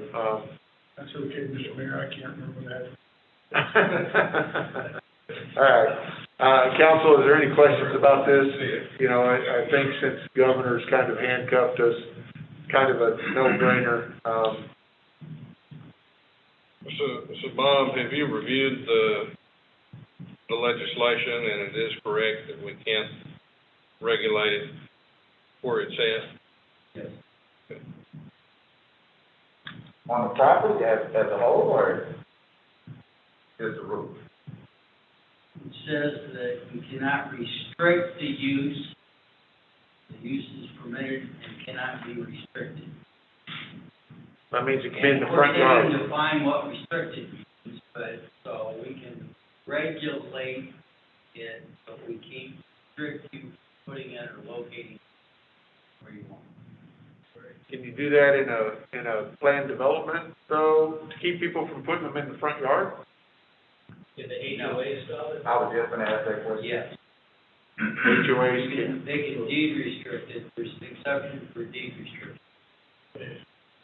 So. And when does that take effect? timber one.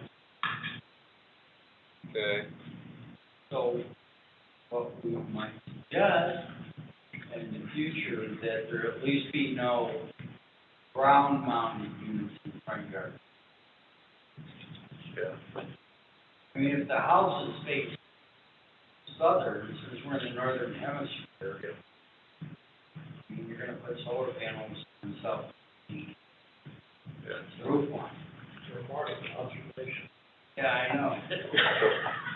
Almost like I went to A&M. So I guess I would advise staff to figure out some way we can help make sure the HOAs, use that language of some fashion. well, they're somewhat restricted too, because I know we've been dealing with an attorney trying to do that for an HOA, and they have some restrictions about what they can require as well. Okay. And that's why he was trying to help us get things going, because up until now, we had more ability to do that than the HOAs did. Okay. All right, council, since we don't, I guess I'd entertain a motion to, approve, ordinance number 21-031. So moved. Councilman, Franklin, Second. Councilman Brawley. Those in favor? Franklin, aye. Aye. Drake, aye. Aye. Probably aye. All right, so that's 5-0. All right, this is my favorite, number 19. Conduct a public hearing and consider approval of ordinance number 21-032 of the City of Red Oak, Texas, amending the code ordinance of the City of Red Oak, Texas by amending Chapter 2, Animal Control, by amending Article 2.01, General Provisions, by adding definition of poultry, and by adding a new section 2.01.016 chickens to provide regulations to permit keeper, including definition, providing a penalty of a fine not to exceed the sum of $500 for each offense, providing a severability clause, and providing a savings clause, and providing an effective date. This is case Z21019, requested by staff. Mr. Gensel. Thank you, Mayor. So the way this is set up, this wouldn't affect what we already have written for ag and ranchette districts. So this really is more about opening up the possibility for those in single-family residential districts that are not ranchette zoning or not ag being used as single-family. Okay. So again, we have this kind of simple, straightforward approach, inspired a bit by Waxahachie and Midlothian. So for a lot of the people that might be interested in this, from those that we heard, would probably fall under the 1/2 acre size lot, which would mean 6 chickens. We do have a few other rules they'll need to follow that may or may not impact their ability. Now you're gonna make me laugh, sir. It's a tough room. Tough room. So each chicken's gonna need 4 square feet. That's a good chicken. 6 feet apart. And so they'll need that for the, oh God, thank you, sir. Anybody else got a I'm immune to it. I'm gonna look out on Sunday. Yeah. chicken. And let's see. So each chicken's gonna need 4 square feet, and that you're gonna need a chicken coop structure. It's on you to figure out how you want to build it. We're not gonna get into permitting and inspecting your chicken coops. We don't do it for dog houses. We're not gonna start doing it for chicken coops. And Well, I was just saying, right? What? I was just gonna say, there goes my house. And then these enclosures would need to be 15 feet from the property line or the house. So again, it depends on the person's lot. If they have a really small lot and they've already, depending on how the house is sited and their property lines, maybe they may or may not have an issue in meeting this. But for most people that probably have that 2/10 of an acre, quarter acre type lot with a 2,000 square foot house, they're probably gonna be fine being able to have a backyard chicken coop. So that's it in a nutshell. Do I have any questions or more jokes? Brian, Yes, sir. I know the intent, but I'm trying to make sure that it says it somewhere in there specifically. We're not gonna have chickens in front yards? Right, let's see, I don't know if we have it, I mean, I don't know if we have it explicitly in here. Well, I think it would be interpreted that you can't, but we could certainly write a line in, could we not, Mr. City Attorney? It's been written. And so, Only if they have a solar panel on it. portable fried. Can I borrow your rooster? All right, so this is a public hearing. I will open the public hearing at 8:50. Was there anybody online that needs to speak on this? Council, we've had this several times, but, I mean, I'm here. I'm the one that brought it forward initially. But I would just reiterate what I said before. Just, you know, I have the land for it, and a lot of people already have them, and hope y'all pass it. I'll be a hero to my wife because she really wants them. So, yeah, that's about all I have to say about it. thank you, Mr. Vincent. Thank you. Yeah, is it, Mr. Vincent, will you give us your full name and your address again? John Vincent Roberts. I'm at 213 South Hillside Street in Red Oak in the downtown area. Did you get it? And your street. Yeah, it's Hillside. Hillside. Thank you, sir. Thank you. All right, anyone else that wants to speak on this? All right, I'll entertain a motion at 8:52 to close it. Wilson and Franklin. Sorry. Those in favor of closing? Aye. Aye. Very aye. Aye. Aye. All right, that's closed at 5-0. Council, we've kind of, beat this. I do appreciate that there's no rooster, in that, and, you know, to try to limit away from front yard. So, I entertain a motion to approve ordinance number 21-032. So moved. And that was both Drake and, Brawley, so we'll give Brawley the credit on first, and second was Drake. And those in favor? Franklin, aye. Aye. Drake, aye. Wilson, aye. Raleigh, aye. All right, that passes, 5-0. Mr. Vincent, you can go have a steak dinner now, or chicken fried steak. Thank you all. I appreciate it. Ordinance, you can't eat it. All right. You can have eggs. You can have eggs. All right, so the last one, item 20, conduct a public hearing and consider approval of ordinance number 21-033, the city of Red Oak, Texas, amending the Red Oak zoning code by amending Article 7 supplemental use regulations by adding Section 9 solar panel systems, providing a conflict resolution clause, providing a severability clause, providing savings clause, providing a penalty of a fine not to exceed the sum of $2,000 for each offense, and providing an effective date. This is case D 21-020. Mr. Gensel. Okay.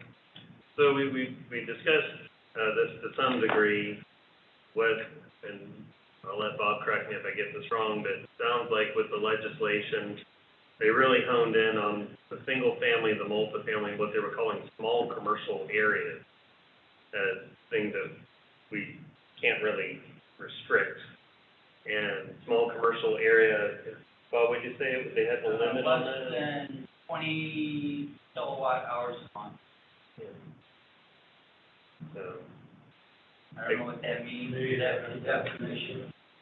So a small user, if it were like Walmart, then we can restrict those restrictions, but really not family small. Just the small users, which is more like a mom and pop. Yeah, I think that, yeah. There's a way to think about it. So if it's a bigger than small, then we would be able to apply restrictions, but again, that would need to be commercial, and then industrial was considered a separate category. So we assume we can restrict Correct. industrial. Correct. This is only for residential and small commercial lots. And so the table is to just kind of give you a snapshot view of what the ordinance was getting at. And of course, I've got, it depends, because some of it just depends. Partly on how some of the stuff gets defined. But I think Bob's already probably clarified what we can and can't do and where pretty well here. So with the ordinance itself, you know, I think we're just, is that, oh, I'm in the wrong one.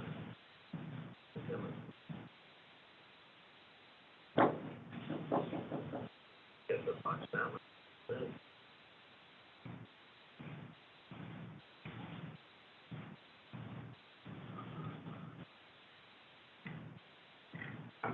So one thing, of course, is something like a solar panel farm itself, we would consider more industrial, so we could certainly regulate that. But then again, anything that's going to be bigger than a small commercial user, we'll be able to regulate. The general idea would be that, well, again, it kind of gutted us on the residential, but the non-residential, we're pretty much, for the most part, just going to be saying SUP or PD, pretty much what it amounts to. If it's industrial, SUP or PD. But you would have at least now some criteria to consider, and we have some standards that we can kind of grab and throw in there, stuff about like with the screening and visibility from certain thoroughfares, things of that nature. We can still at least use that again for an SUP or a PD when it comes in, when we have that opportunity. Except for single family or. Right, yeah. Okay. So really this is the bigger code. Yeah, so this code amendment now really applies more to commercial and industrial than any. So, with that, take any questions. All right, so again, it's 8:57. We'll open this public hearing. Is there anybody online that needs to speak on this public hearing?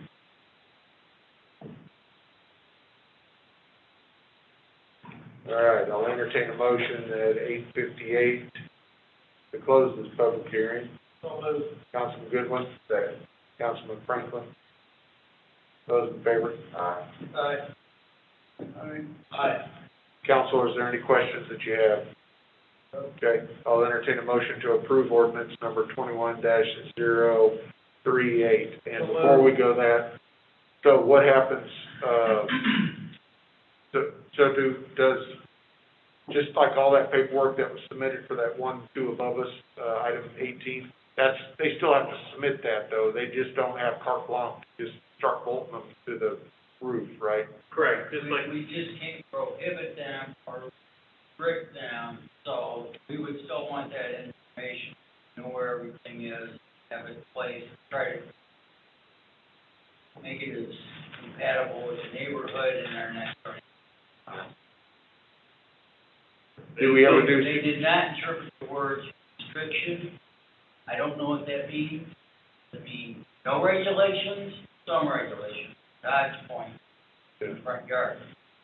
We'll at least be requiring certainly an electrical permit and all that paperwork to be submitted to us so we can determine exactly what they're doing and how they're doing it. And of course, if there's a question, we'll certainly consult with the city manager and city attorney. Yeah, but I guess the main question though is the SUP that we just approved. Yeah. If we had another one like that, we wouldn't have to go to an SUP because it's approved by RAC. They would just be going through the building permit process. So, and I didn't bring it up on that last one. you know, that seemed like those panels that were on the front facing, that could have been on the back north part of that roof and still be hidden. We still can't do that. We can't make those recommendations. Mayor, all I can tell you is what the legislature did, said prohibit or restrict. Restriction could be whatever actually Judge Carroll says if he gets to interpret. So I'm willing to push the envelope a little bit, saying I'm not prohibiting, so am I restricting by requiring it to be placed in a certain place on the property? If I can demonstrate that it creates a glare problem with the next door neighbor, then it might be okay. Well, and I did see that it has to be glare resistant. We require that they have some kind of, coating that reduces glare. Yeah, okay. Because actually, if, as you know, like, we upgraded with like Ben, it's like when that light bounces off that, it creates heat, and now you heat up your neighbor's house. So there are things that we can do, but they're gonna have we just can't say, hey, you just can't have it here. Yeah. Because of aesthetics. How they gonna play out the heat? You mean the distance away from there's no setback or anything like that? Well, I mean, I think we'd still take the approach of, so if you're referring to ground mounted, I think we'd still take the approach of that's an accessory structure, and you need to meet setback requirements. That's the whole point. We don't know. Those people down in Austin don't understand what you do for a living and what you do for a living, and so we'll just treat it as an accessory building. It's not a battery or solar panel regulation, it's just normal setback. Okay. So, Councilman Goodwin made the motion to approve ordinance number 21-033. Second. Councilman Wilson? What's his name? Yeah. All right. Those in favor? Aye. Frank, aye. Wilson, aye. Raleigh, aye. Okay, excellent. That passes 5-0. Last one is item 21, consideration and direction regarding approving of the addition of recreational basketball courts. Mr. Kelly, are you on? Yes, sir, I'm here. Can you hear me? Yes. There we are. Yes, sir, go ahead. All right. We were, in previous discussions, we were talking about adding 3 basketball courts throughout the city in 3 different locations in order to give the citizens and the kids more opportunity to play the sport of basketball in a recreational setting. And we've got some pricing from Lee Park and Play through a buy board quote, which will allow us the opportunity to add some courts. And there's a lot of options with these. And the most economical one that I would suggest that we start with, because if we want to put covers on these, we can always come back and do that. Right now, I think what we're looking at trying to do is to get the courts in and allow the kids an opportunity to start playing. And if we could strategically place these throughout the city where we're not stacking them on top of each other, it'll be a lot easier as far as parking and people getting to these, easier for kids to bike to them. So I just wanted to bring that up. And I had a discussion with Councilman Goodwin about this, and I don't know if he wanted to add to it his thoughts, but I did add in here too that the 37 by 57 size court is an excellent recreational size. It adds a little bit of additional footage on the sides, but typically what we have now over at Watkins Park is a 30 by 50. But by adding that additional 7 feet, that allows us the opportunity to keep kids from rolling ankles on the edge of the courts, gives them a little bit more room on that court. Well, IDC's got about $8 million in its pot right now, plus, because we got about $4 million we owe, we're gonna get about another $1.5 million for the 11 million coming in land sales. It would be a lot buying land too, but I think this is not gonna stress IDC, you know, for 3 basketball courts. And, one thing I found out, if you don't keep kids busy, they wanna get in trouble, so it's time to let them have an outlet. I think this is gonna be. Yeah. Yeah, I agree. Are these for, are we at the point to ask questions? Yeah, so this is, I think, just open discussion right now, Okay. no action. Yeah. Is there any opportunity for a different, type, I don't know, concrete, I think a rubber and some cities? I think it should be. You have to ask. Kelly. Mr. Kelly, are you familiar with the court option? I think, of course, concrete, but in some cities, I see like the rubber or synthetic material that's better on the knee, I guess. Yeah, there are some other options for that, and it gets pretty pricey, and I'm more than willing to go out and explore all those and bring those back, so that way we can, you know, select the best surface for our kids and everything. They have a poured in place material, or they do have just a pour material that they'll go over, skim coat the top. It doesn't necessarily make the surface all that much softer, but it does make it to where it's less impact, and gives a nice coated surface. So you're not just playing on concrete. Okay. I mean, is that what y'all want me to do, is go get some additional pricing on some other surfaces? Yes, we don't spend on these. Yeah. Well, that's what I was picking up. So I'm seeing 2 different sheets. I'm seeing one sheet that looks like it's an Excel sheet, so it's $17,850, and then $48,000 for a structure. But then I'm seeing this other sheet that says $167,000. I don't. Okay. How much are you talking about per court for what you're trying to do?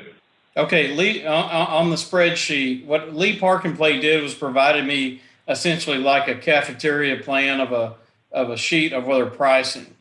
So if you wanted to go full on with covered and lighted and, you know, all the bells and whistles, you can get 2 courts for about $167,000.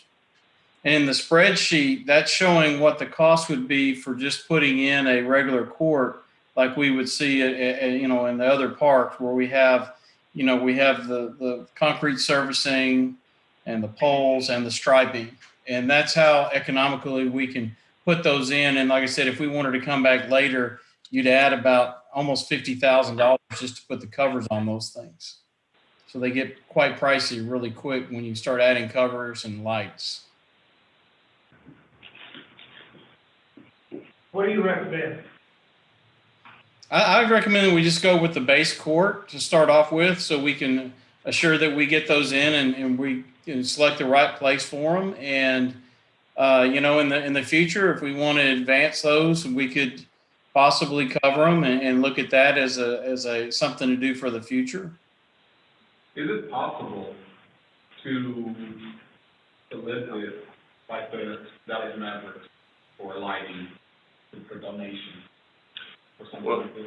Well, that's one of the questions I had too, because our parks have a curfew. So, you know, typically you're not going to be in the park where you would need lighting. And unless we're going to go back and change our curfews on our parks, then that wouldn't necessarily be something that we would look at. What's the curfew? What is the curfew, Kyle? Right now, the park's closed during the week at 11. 11? On the Okay, well, weekend. Sir? okay. Never mind, that's good. I thought it was 8 or something. Yeah, I thought like, yeah, me too. I mean, 11, I think is almost. Yeah, I think it's that, if it's 11 o'clock, I think it would almost be almost warranted to have those lights. Right.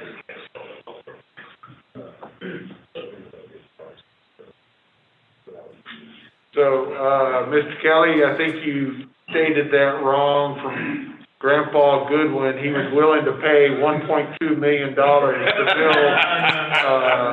a couple really nice basketball goals. He said he had enough money to be able to do that, so you need to rephrase that. what I wasn't quite sure, so you were saying, so the Lee Park and Play is 30 by 50, but the other one was 37 by 57. Right, So their square footage charge is $6.25 for concrete per square foot. And so all we did was just added the additional square footage to the spreadsheet. And that way we could come up with an additional size for that. And if we want to do the 37 by 57 with all the bells and whistles, we can just come up with a price to say that it's going to be around $185,000 for two courts. For two courts. So do we have areas that we're looking at, land, ideas? Yes, sir. A lot of ideas, and some of them are not necessarily on city property right now, and also needed to get feedback on how we felt about partnering possibly with HOAs in order to put those on public areas where we could go into some sort of a joint use agreement with those to where they would always be open to the public, but they would be accessible. Let me go another route real quick, because I know Ben doesn't like to spend money. He's willing to, but he doesn't like it. That's what my wife. Mr. Hartman, do we have any new residential subdivisions coming up before P&Z or City Council in the next 2 or 3 months that you're working with? Possibly, the ones that are coming up probably aren't big enough, but we do have, remember Summerwood has the football field that was out there. Summerwood, where's that? Where is that one? That's on the northwest. Just north of North of Red Barn. West, north of the theater. Okay. They've got a large football field area that could be utilized, that's being dedicated to the city, that could be utilized for some sports or something like that. And then we know we're talking to that, was it the one out on 2377 out towards the east that is not imminent, in the next month or two, but we're working with some out there. Right. So where I'm headed is, what we've been doing on these subdivisions, is like up at Summerwood, we're requiring the practice fields for baseball, football, et cetera. Down here to the south with the Oaks, we're requiring open field play for baseball, soccer, football, et cetera. So, we don't need to just do the same thing on every one of these subdivisions, but if we could go to another subdivision and say, all right, we need basketball now. And instead of going in and putting in the ball fields, we want you to go out and put in a $100,000 basketball court, and you get the full-blown version with the cover, the lights, the whole shebang, and then we can take it over and operate. Now, we may not do all of them that way because we probably want to get something done quicker, but I think it's like what Kyle was talking about, maybe you're looking at 1 or 2 initially that's city funded, and then you look at another 1 or 2, with some of these subdivisions as amenities as you go. We got that one up on Pratt Road, that's early in this. Right, that's the one I was talking about. Oh, okay. But I think sometimes though, it tends to be dictated by the neighborhood per se, as far as the homeowner. As far as say, I've seen personally some black hats who, they don't understand that it's more city versus their neighborhood operated.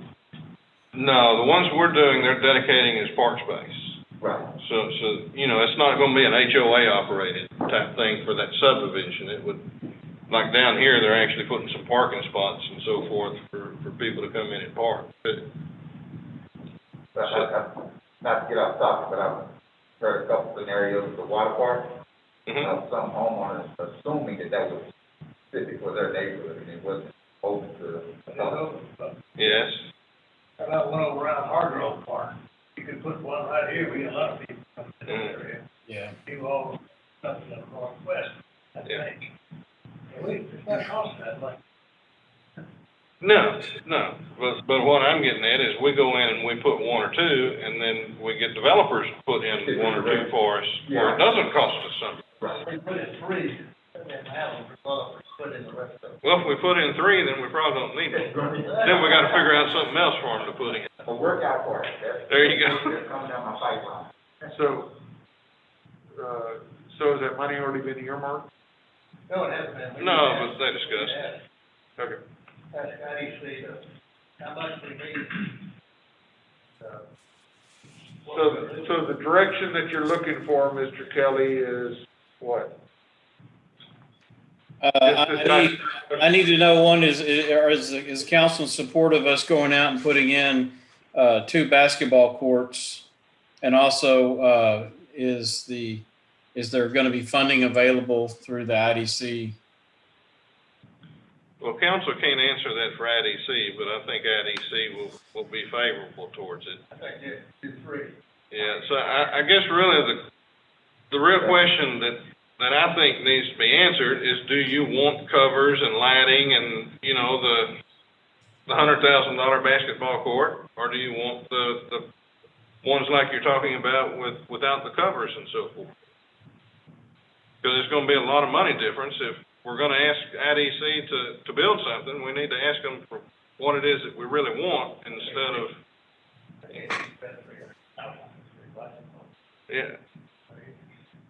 We just need some kids out there. I don't know how long they're gonna be planning. They'll be planning at night. Yeah. So, Are these bid based, or is it? We don't have hard numbers. These are just estimates based on similar projects. So the cost would depend on the location, timing, and, you know, what I would recommend that maybe another course would be come back with, Kyle can work on potential locations. Yeah. And then that way it could be presented to IDC. IDC could consider it and then come back to council. yeah, you know, and I guess the way I would also approach it, you know, that low aspect of just having the court, but have it set up that the structure can then be put over the top of it. So during the construction, you're not having to tear something up, you're making that freespan cover that, already reinforced, foundation-wise. So, yeah, I think you all have an idea. Yes, we're supportive, and we think it's a good idea, to try to help the other, sports aspect, and I think there's some more information that needs to be gathered and taken to IDC, since they're gonna be the ones that are funding it, so. So what are we gonna tell IDC? Open your checkbook. Ask Kelly to put this thing together. Yeah, that's how I would, approach it. And I do think that, development, are you still back? Oh, yeah. So, that any of these developments that are coming in, we need to start saying, instead of open space, let's have a ball court. There's not that much space needed for basketball. 2,000 square feet. Well, 50 by 30 is 50. 2,000 is 37 by 57. I'm talking about. And Mr. Kelly was trying to seek out these locations, or that's something we need to? No, we'll let him do all that, because if it's something that has to be acquired, then we gotta look at that too. So, or let IDC look at it. You've got a certain place you think we need one, I think you ought to be speaking it up and telling us, and then ask Mr. Kelly to check the thing out. So I think if the level that we're going with, we have one, let's say, north, I think they're saying one south, or opposite location. But I would hope to be more central located. Well, I was over watching the other day. They had about 12 paid people, and they had 10 on the court. I was amazed by who was playing. You had some 8 and 10-year-old kids, you had 2 women playing, and the rest of them, 15 or 16, 17. But, I mean, we're getting in the program with the folks. So it's something I think would be utilized. So why you wanna give them a little postage stamp? to play Well, on? I mean, that's what they were used to playing on, just like they're having a pretty good time, you know? You don't have to have a Cadillac, we're just trying to get something out there. Oh, come on. You just told us you had enough money to fund it. Well, that's money to burn a wet dog. So look for about 2 to 3 sites Yeah. for an open air basketball Yeah. court, just the plain version. As we're dealing with the developers, we hit them to do the covered, lighted, and so forth, if it's in an area that makes sense. And we could even help them with that. Well, you don't have to. Too. You But I know, don't think that's a big deal, you know. But we do need some kids around here to keep busy. Plus, of course, there's some population areas, you know, there's a lot of areas. I think the Northwest, maybe Watkins, someplace like that, or over in Hardgrove Park. But you're gonna have 525 houses over there, and that thing fills out. And you've got a park there, I think you could find someplace, you could put it in there. Yeah. But anyway, I mean, I'll leave it up to Mr. Kelly, but that's just thoughts I've got, and I just think we ought to have some kids. Really do. I echo that. Yeah, and I don't think anybody's denying that, but I think let Mr. Kelly come back with that information in that proposal to, like what you had talked about, so. All right, that's good enough, we'll move on to this. Board appointments, item 22, appointments and reappointments to the board of commissions. Consider approval regarding the following: accept the resignation of Natasha Gordon effective July 31st of 2021.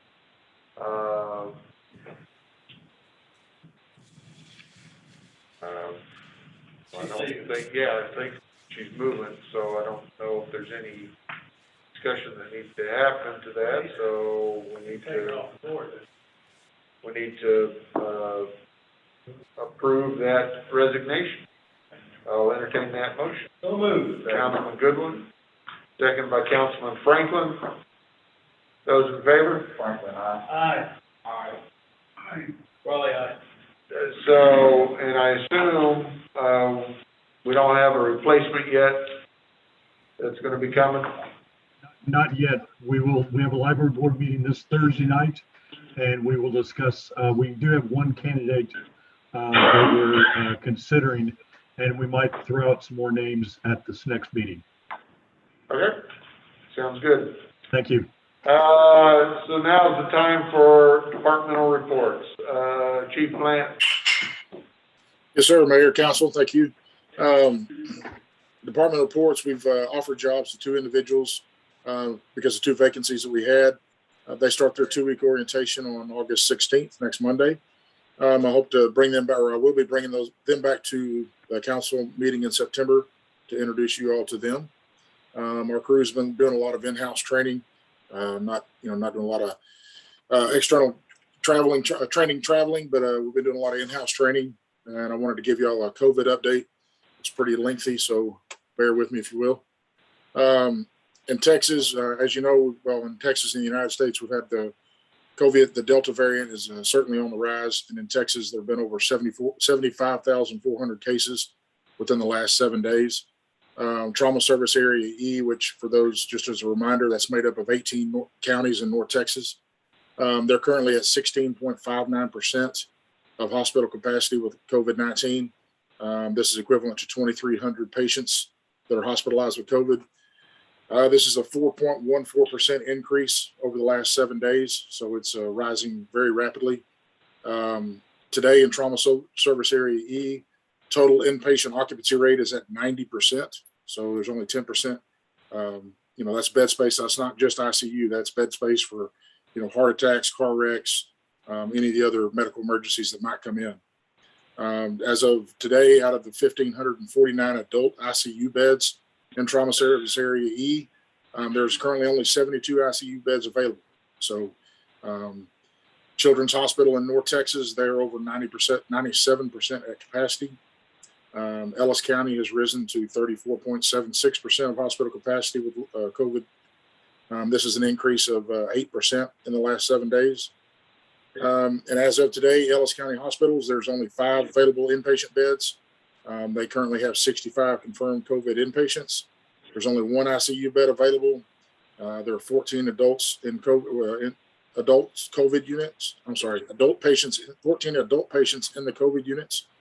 And 5 of those patients are on ventilators.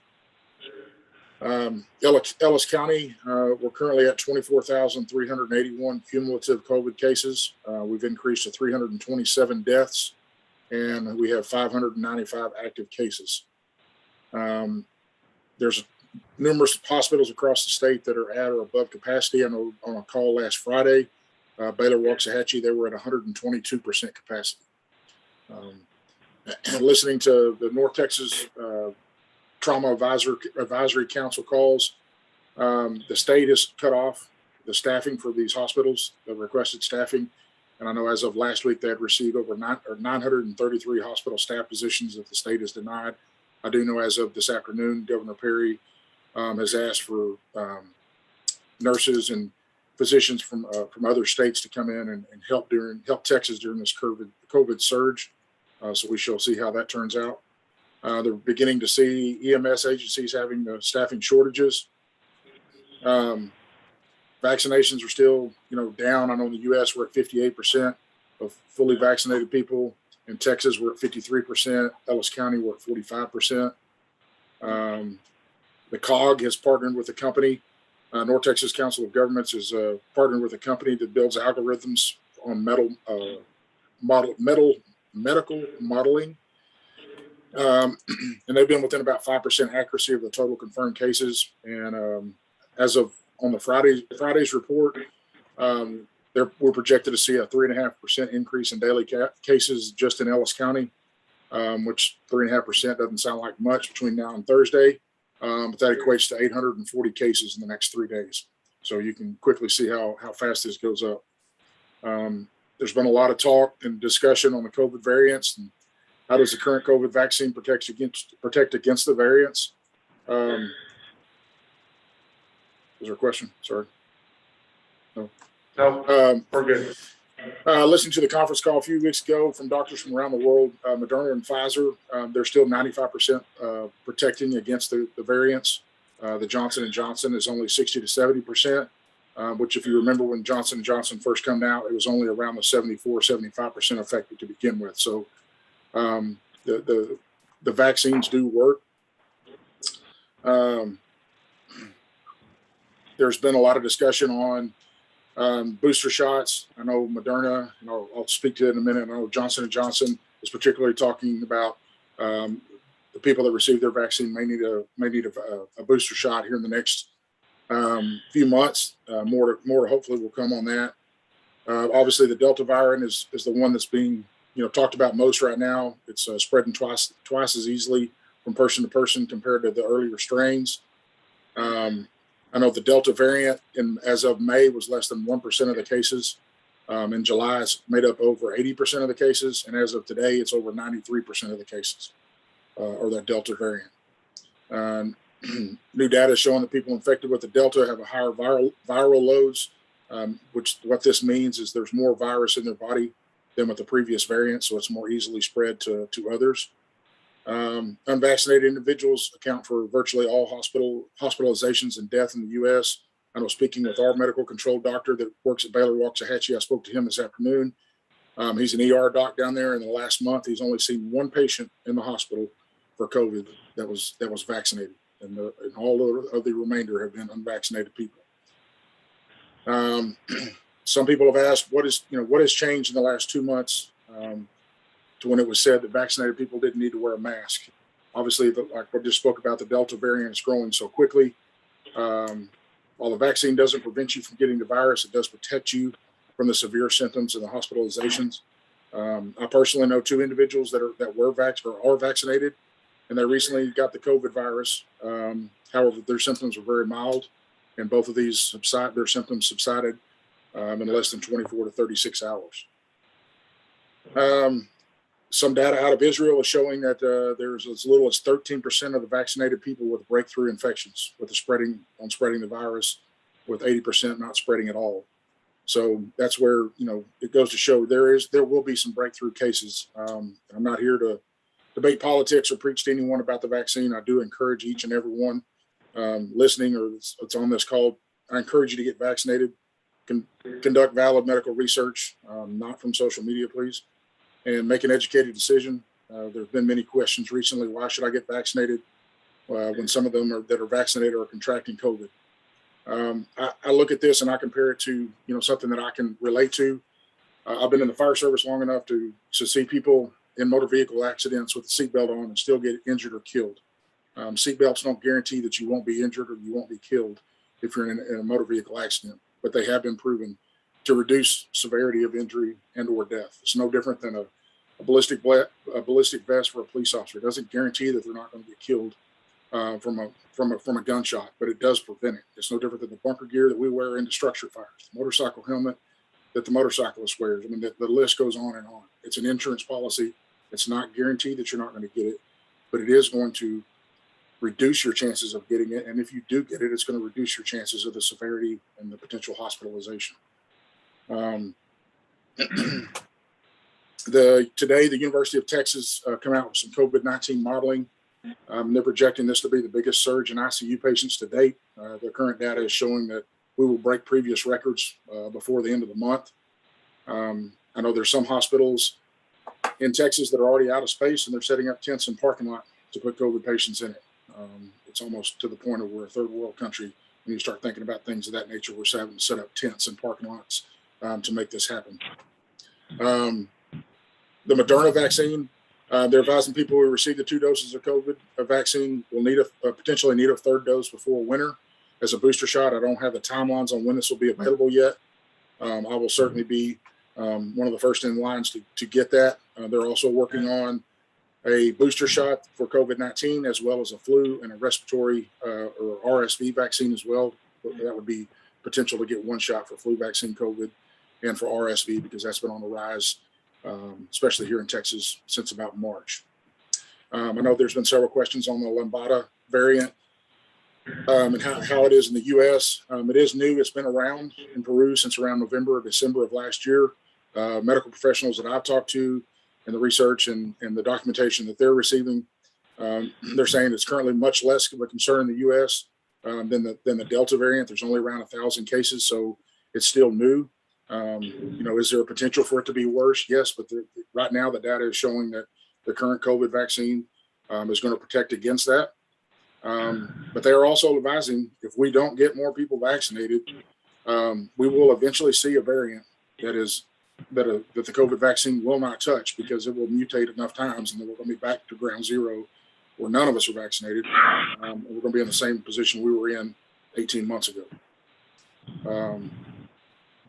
So that's about all of the COVID update. I know I'm giving you a lot of bad news, but I do wanted each of you to be up to date on the latest information as I get it, and I will certainly take any questions. Thank you, Chief. Any questions? What percentage of Ellis County was vaccinated, Chief? 45. That is 45%, yes, sir. Thank you. All right, Chief Wolf, thank you, sir.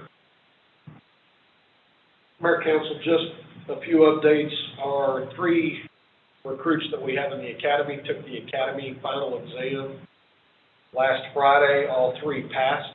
They take the state licensing exam tomorrow. We're hoping for good news on that they all passed first time. Did they know that right away? They'll know within 30 to 40 minutes after they take that if they pass. They don't tell us what their averages are or where they're ranked in the class until the actual day of graduation because they compete for valedictorian, salutatorian. So we won't know where our recruits actually rank until the day of graduation, which is August 20th. And that takes place in Grand Prairie. We've had a slight uptick in requests for our radar trailer and enforcement on speed-related issues. We use the radar trailer, which is also a message sign as well, that we can deploy crisis or emergencies. we've had a slight uptick on that. We already have it on a rotation plan. We only have one functioning radar trailer that works. The other one's a little antiquated and outdated and doesn't provide us the data that we need. Do you have like an officer sitting on there with a gun? Well, no, it's an actual autonomous, radar sign / trailer. It does take snapshots and photos. So we've got it on a rotation and it's being deployed on that rotational basis to try and get it to the areas that are requesting it. We use it kind of as a traffic calming technique. And then we also have officers working what we call directed patrols, where we know we have, or that sign, that radar trailer tells us we have a legitimate issue. We'll deploy officers behind that when we move it to the next location to actually start enforcement. And we can get the data from the actual radar trailer over our phones or on our computers in our cars, and it tells us when we have those upticks. So in future years, that may be an additional request for capital, try to get a couple more of those trailers to be able to deploy so we can have more units out with the traffic calming efforts. Other than that, I don't have anything else unless you have questions for me. What's the cost on one of those? About $5,700. Then there's an annual subscription fee for the data. They're not too terribly expensive. Okay. But what it does is it allows us to put that out there and not actually have to put a body and a resource there on a first-time complaint or even a second-time complaint. So it allows us to keep our officers responding to calls and more active in the neighborhoods and on their legitimate calls for service instead of doing a stationary type enforcement program. Any questions? Thank you, Chief. Yes, sir. Mr. Hartman.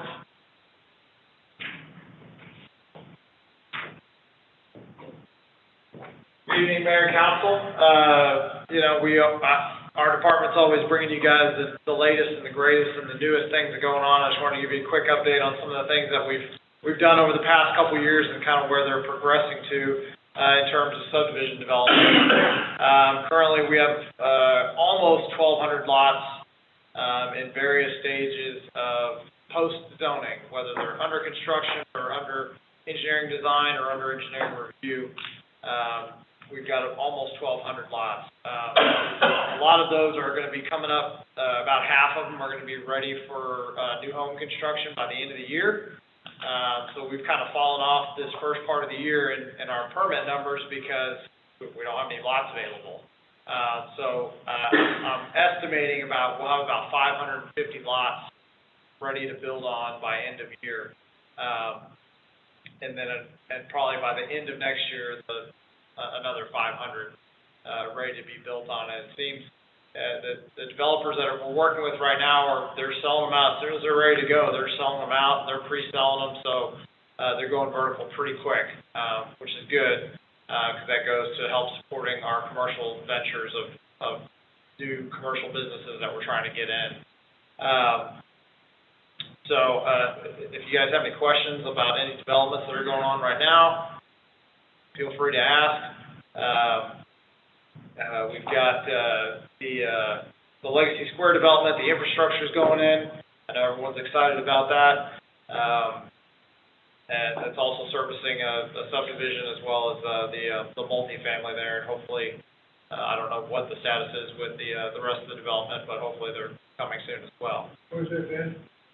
I'm sorry? Where is that? The Legacy Square development with the theater and everything. Yeah, okay. Yeah, so Overlook and Harmony, they're all under construction right now. I noticed where lumber prices have dropped 71%. Yeah, I'm not sure if that's hit from what I'm hearing, that's, the futures are down, but it hasn't hit the retail side of it yet. So it should be hopefully maybe by, November, December, hitting the retail and then actually spurring on more home building. So, if you guys have any more questions for me about development, I'd be glad to answer them for you. What's your current turnaround time for a new single-family permit? New single-family permit, less than 10 days. 10 days, okay. Yeah. That's probably on the very outskirts. It's probably more like 4 or 5 days. Okay. Thanks, guys. Thank you. I guess the one last comment I'll make to you is you didn't yell loud enough for the men's volleyball team at the Olympics. I did. You know. I saved all my energy for the women's. Oh, well, that's good. That's why they So won you gold. did good, okay. I know you coach the women, but, you know, I know you like to play, you just Yeah. kind of let us down there, so. Yeah, but, that's all right. In Paris, just make sure that you root a little bit more, okay? I'll do it. All right, thank you, Mr. Hartman. Ms. Monsaval. She is not, Oh, is she? yeah. Yeah, she's so- done. See what? The baby is Yeah. arrived and. Oh, congratulations, if you're on. She's not on. Oh. She's on maternity leave. Okay. Boy or girl? She had a little girl, back on, I'll get you the date real quick. It was the 22nd, sorry, 22nd, Thursday the 22nd. Delaney is her name. And I actually talked to Amanda today, everybody's doing good. Great. She's actually, already talking about when she may start working from home, so, I think she's kinda. Extended congratulations to her from, council. We will. Work of the committee. We're so excited. We have the mayor pronounce her name. So do you have a report for us from them? I can give you a short HR report. Yeah. So we've got, multiple positions open right now on the website. We've got, an executive assistant over at the, police department that's opened up. We're still looking for a tourism coordinator here at City Hall. We've got, of course, our police recruit, and police officer positions, open. We've got a maintenance worker position open as well. So encourage anyone that you know that's looking for a good job to go to the city's website. We're starting our open enrollment process in the next couple of weeks. So information will be going out to employees about that. And, we're getting ready for our benefits, which the nice thing about benefits is they didn't change. Our high deductible plan changed a little bit, but everything else stayed the same. So it should be pretty easy enrollment for all of our employees. They don't really have to do anything unless they want to change their, coverage. So, Well, cool. we're getting ready for that, and, with that, I'll answer any HR questions, because I'm wearing that hat the next couple of weeks, so. Any questions? Thank you, sir, very much. And again, congratulations to Ms. Amanda. Ms. Platt? Good evening, Mayor and Council. Just a few things to highlight from the report. You may have noticed that because we like to look closely at our sales tax as an economic indicator. And so for the month of July, our revenue collections were actually decreased for the first time this fiscal year by 7.78% as compared to the previous year, the same month. The fiscal year to date still was increased overall by 13.88%. However, if we do drill down into those numbers just a little bit more, we can look at last year, and that was the highest month in the fiscal year 2020. Also, the difference is all due to collection of our use tax. We've discussed previously, that actually makes up 19% of that number last year. So if we were to take that out and just compare the general sales tax, we would actually have had a 14.51% increase over last year's same month. So we're still looking good there.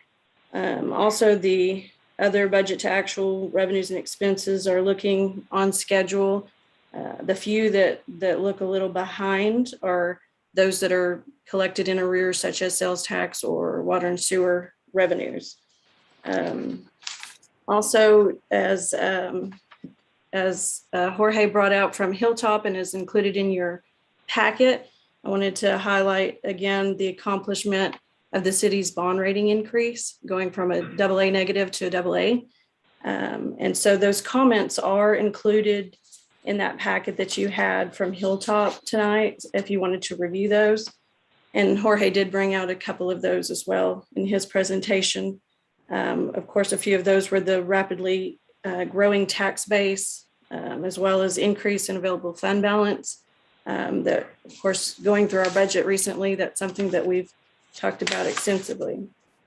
So that is definitely something that our city can be proud of. Another thing I just wanted to briefly mention was the remaining budget schedule, because we have been all working together on the budget. So we did have earlier tonight where we scheduled the proposed budget hearing for the special meeting on August 23rd. Also at that meeting, we will ask council to propose a tax rate and then schedule that tax rate hearing for the regular meeting on September 13th. So at that meeting, we will request council to adopt the budget and then also to hold that tax rate hearing on the proposed tax rate, and then also request council to adopt that tax rate. So, in a little less than a month, we'll have our budget process wrapped up if all stays on schedule. That's all of the highlights I wanted to bring out. If y'all have any questions for me, I'd be happy to answer them. I've got one, Gloria. Okay. Could you tell me sometime in the near future, just how much money we owe as a city? I'm sorry, could you repeat? Couldn't quite hear you. How much money? No, not. How much debt, how much outstanding debt? As the city as a whole, including IDC, EDC, or just our INS? General fund and water sewer. Okay. General fund and water sewer together, I can grab that number for you real quick. I don't have the combined. But I can probably grab it while you're, if you don't have any other questions, while you're listening to the next report, and then bring it back to you if that sounds good. All right. Yeah, just email us. You can email it out to all the council. Be good for everybody. Okay. Okay, yes, and the INS number is actually in your packet from Hilltop tonight. So I'll just grab the water and sewer pledged revenues bonds and send that out to you. By the way, that is a fantastic rating for a city like this. It's unbelievable. Yes, definitely. So it's 44 million for the INS fund. Does that include the debt that was issued tonight? Close. Well, it may be a little bit more, because that's 6 million that's issued tonight. Well, 50 million. So about 50 million.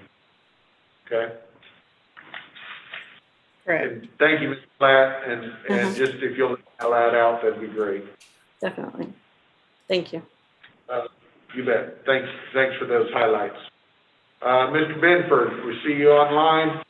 Yes, sir. My wife had surgery today, so I'm at home today. We hope she's doing well. Thanks for taking the time to be with us. Chase is keeping things held down quite nicely here, so. Good, thank you. Thank you, Chase. Just want to we've been kind of busy over at Live Oak this week, or this month. We have got the fibers installed all the way out to the concession stand. Once we've got the network closets built out on both ends, so once NextLink finishes the termination, we'll have connectivity all the way out to the concession stand for network. So that'll be handy for the camera system we're installing and anything we may want to do in the future, like Wi-Fi or whatever. We've gotten in the network switches for Live Oak. We're a little ahead on that, but we wanted to go ahead and get them while we could get them at a good rate. We've already configured about half of those. And we also got iPads for all of planning and zoning, all the commissioners on there. So they'll be using SharePoint just like council does. So that ought to save quite a bit of paper, which was the original reason we went with the iPads years ago. So that'll be a good thing. That's all the big stuff that we were working on this month. If you have any questions. Thank you very much, Mr. Benford, and we hope your wife is doing fine. So thank you very much. Mr. Ragsdale. Yes, thank you, Mayor and Council. The library in, I think about the last 2 weeks in June, they opened the library for appointment only. So all the month of July, we've been open for appointments, usually always just one family at a time. So we had 130 visitors in July. Those 30 visitors plus online checkouts, 1,423 items were checked out. We also had, starting in July, some in June, most in July, we had some outdoor story times, definitely outdoors. We had 37 kids and parents and 1 therapy dog. And we tried to beat the heat by staying in the patio shade and take some extra treats at the end of the program. I realize that we may have to go back on some of these activities because of the variant, but we were glad to start having people back in the library. That's all I wanted to highlight, unless anyone has any questions. It actually sounds pretty high numbers. That's great. So I'm sure they're appreciative to be able to get back in and try to put their hands on books. So that's real good. Thank you very much. And it's National Book Lovers Day. And it's National Book Lovers Day, so grab a book and give it a hug. And read it. Give it a hug and read it. Or listen to it. Listening to a book is not cheating. Yeah. Thank you, sir. Thank you. Mr. Kelly, anything else you want to add? Yes, Mayor and Council, I'd like to add a couple things. First of all, the fall youth sports in Red Oak the numbers have been amazing so far. Football has come in with 205 registrants, producing seven youth teams and 62 cheerleaders. Red Oak soccer is still in progress, and they don't have any numbers to report yet. Red Oak baseball and softball will be closing out their fall registration on Saturday. Right now, they're at 265 registrants for the fall. And kind of give you a perspective, in the spring, they had a great turnout with 177. So they've never had this many players before. So it's going to be kind of exciting to see all the kids out there playing fall baseball and softball, and all the other sports seem to be doing very well as anybody could ever expect, including myself. I was a little bit surprised by the numbers in a very pleasant way.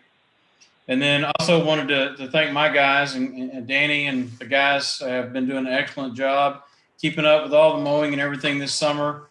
And we've worked over, I did get the certified pool and spa operator certification. So that way we can take care of the water over at the splash pad and be in compliance with state law. And if anybody wants to see how crowded some place can get, I advise around 4 o'clock in the afternoon, take a look over there at the splash pad, and there's likely to be 75 to 100 kids playing over there in the afternoon. It's pretty amazing. How cool. Anybody have any other questions or anything they would like to know? I'm open for anything. Yeah. How many students or residents do we have playing at the park? So 75 at the splash pad. Is that what we just heard with COVID numbers? Is that something we should? So we can't restrict that anymore. Right. So we'd like them to be separate, but they're not going to be.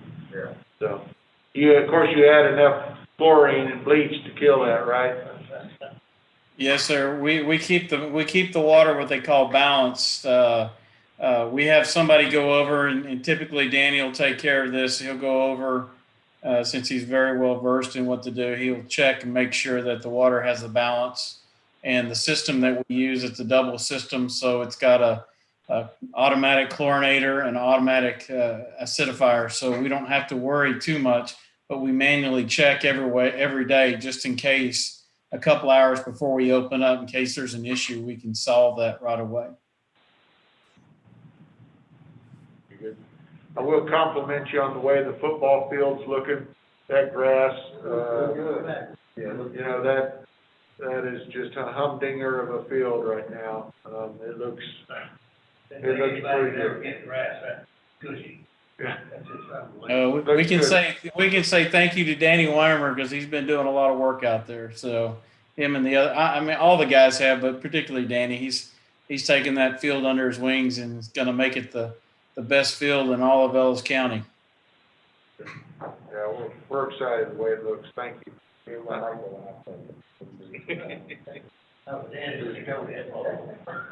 was as hard as rock way back when. All right, Mr. Williams. Good evening, Mayor, Council. Just update a few things on our report. Primarily just focused on our projects. We have a lot going on there. So we just the other day completed the review of our utility relocate plans, and they're basically at the 90% completion of the plan. So the next phase will be them going to TxDOT for approval. So there'll probably be some additional iterations that come from that. We are, our precinct 4 from the county has completed generally most of their make-ready process over to Highland Meadows project for our street and pavement reconstruction. I think it's a little difficult to get the cement slurry, so so that component of kind of the final component from the county's side is yet to happen, but we expect that in maybe by the end of this week. And then we've been in communication with the contractor that's going to be doing the reconstruction on Steinbach Road. As of now, they're still scheduled for potentially starting tomorrow or Wednesday. They were supposed to start last Tuesday or Wednesday as well. It may be kind of a moving target at this point, but we think we're getting close. So we've also trying to get just kind of some final touches on there that on Steinbach Road, primarily around the S-curve. Just it's trying to, I guess we're going to do some in-house stuff in front of that contractor, additional to what we've already done, and try to just improve the conditions there as much as we can from an in-house side. The Live Oak site drainage improvement, that contractor is well underway.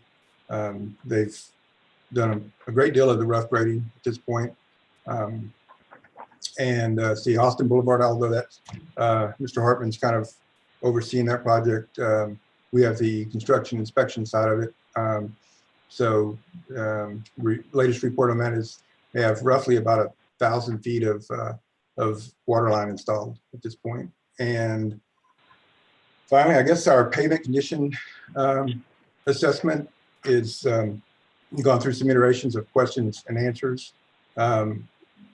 And we think within the next 3 to 4 weeks, we will have the completed version as a report that will provide the council that will, hopefully give us an indication of what we need to focus on over the next 5 years. So, and that completes the update, and I'm happy to take any questions. You said earlier, you were talking about sealants or covering you could put over the roads to extend the life of them. Like Yes, sir. they did going from. Have you done any of that yet? No, sir. That's we will be doing that on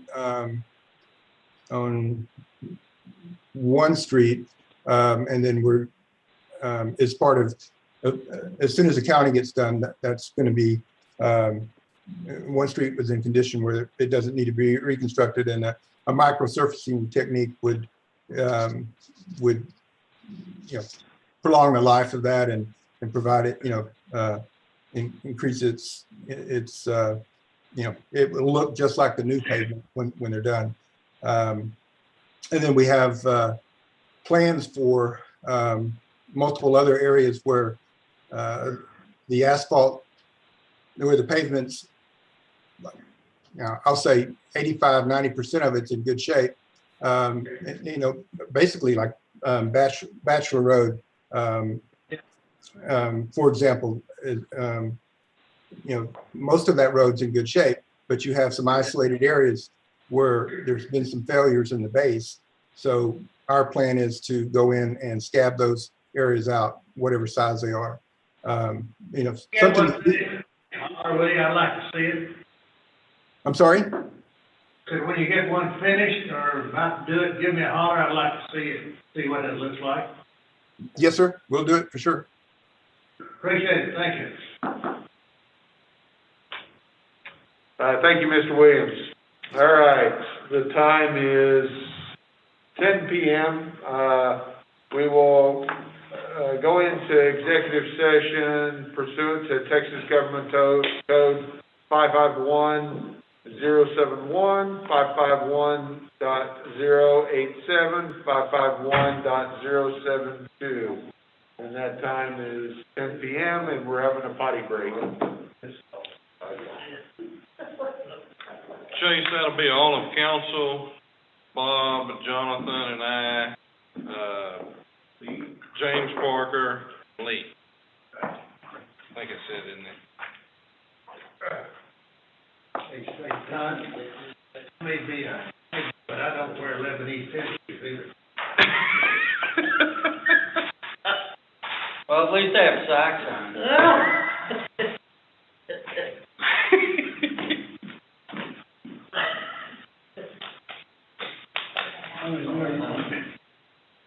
People with that kind of feature, not heard of it.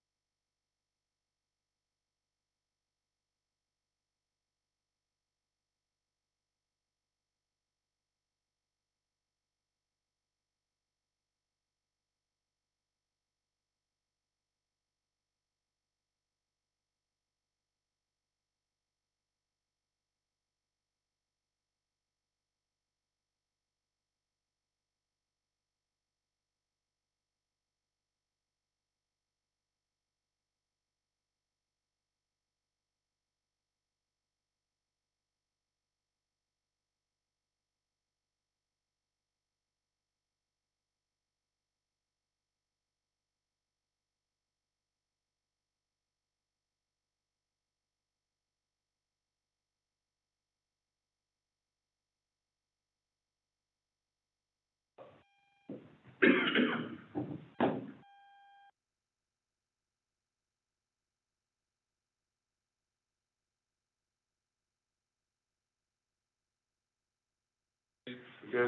Yes, we're back. All right. We're back. Is the phone still on or ready? Okay.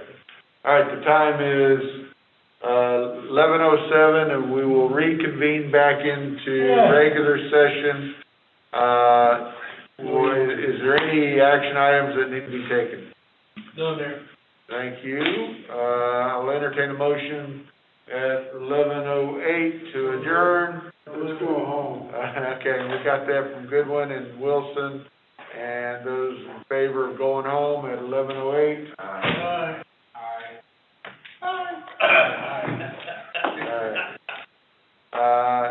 That carries 5-0.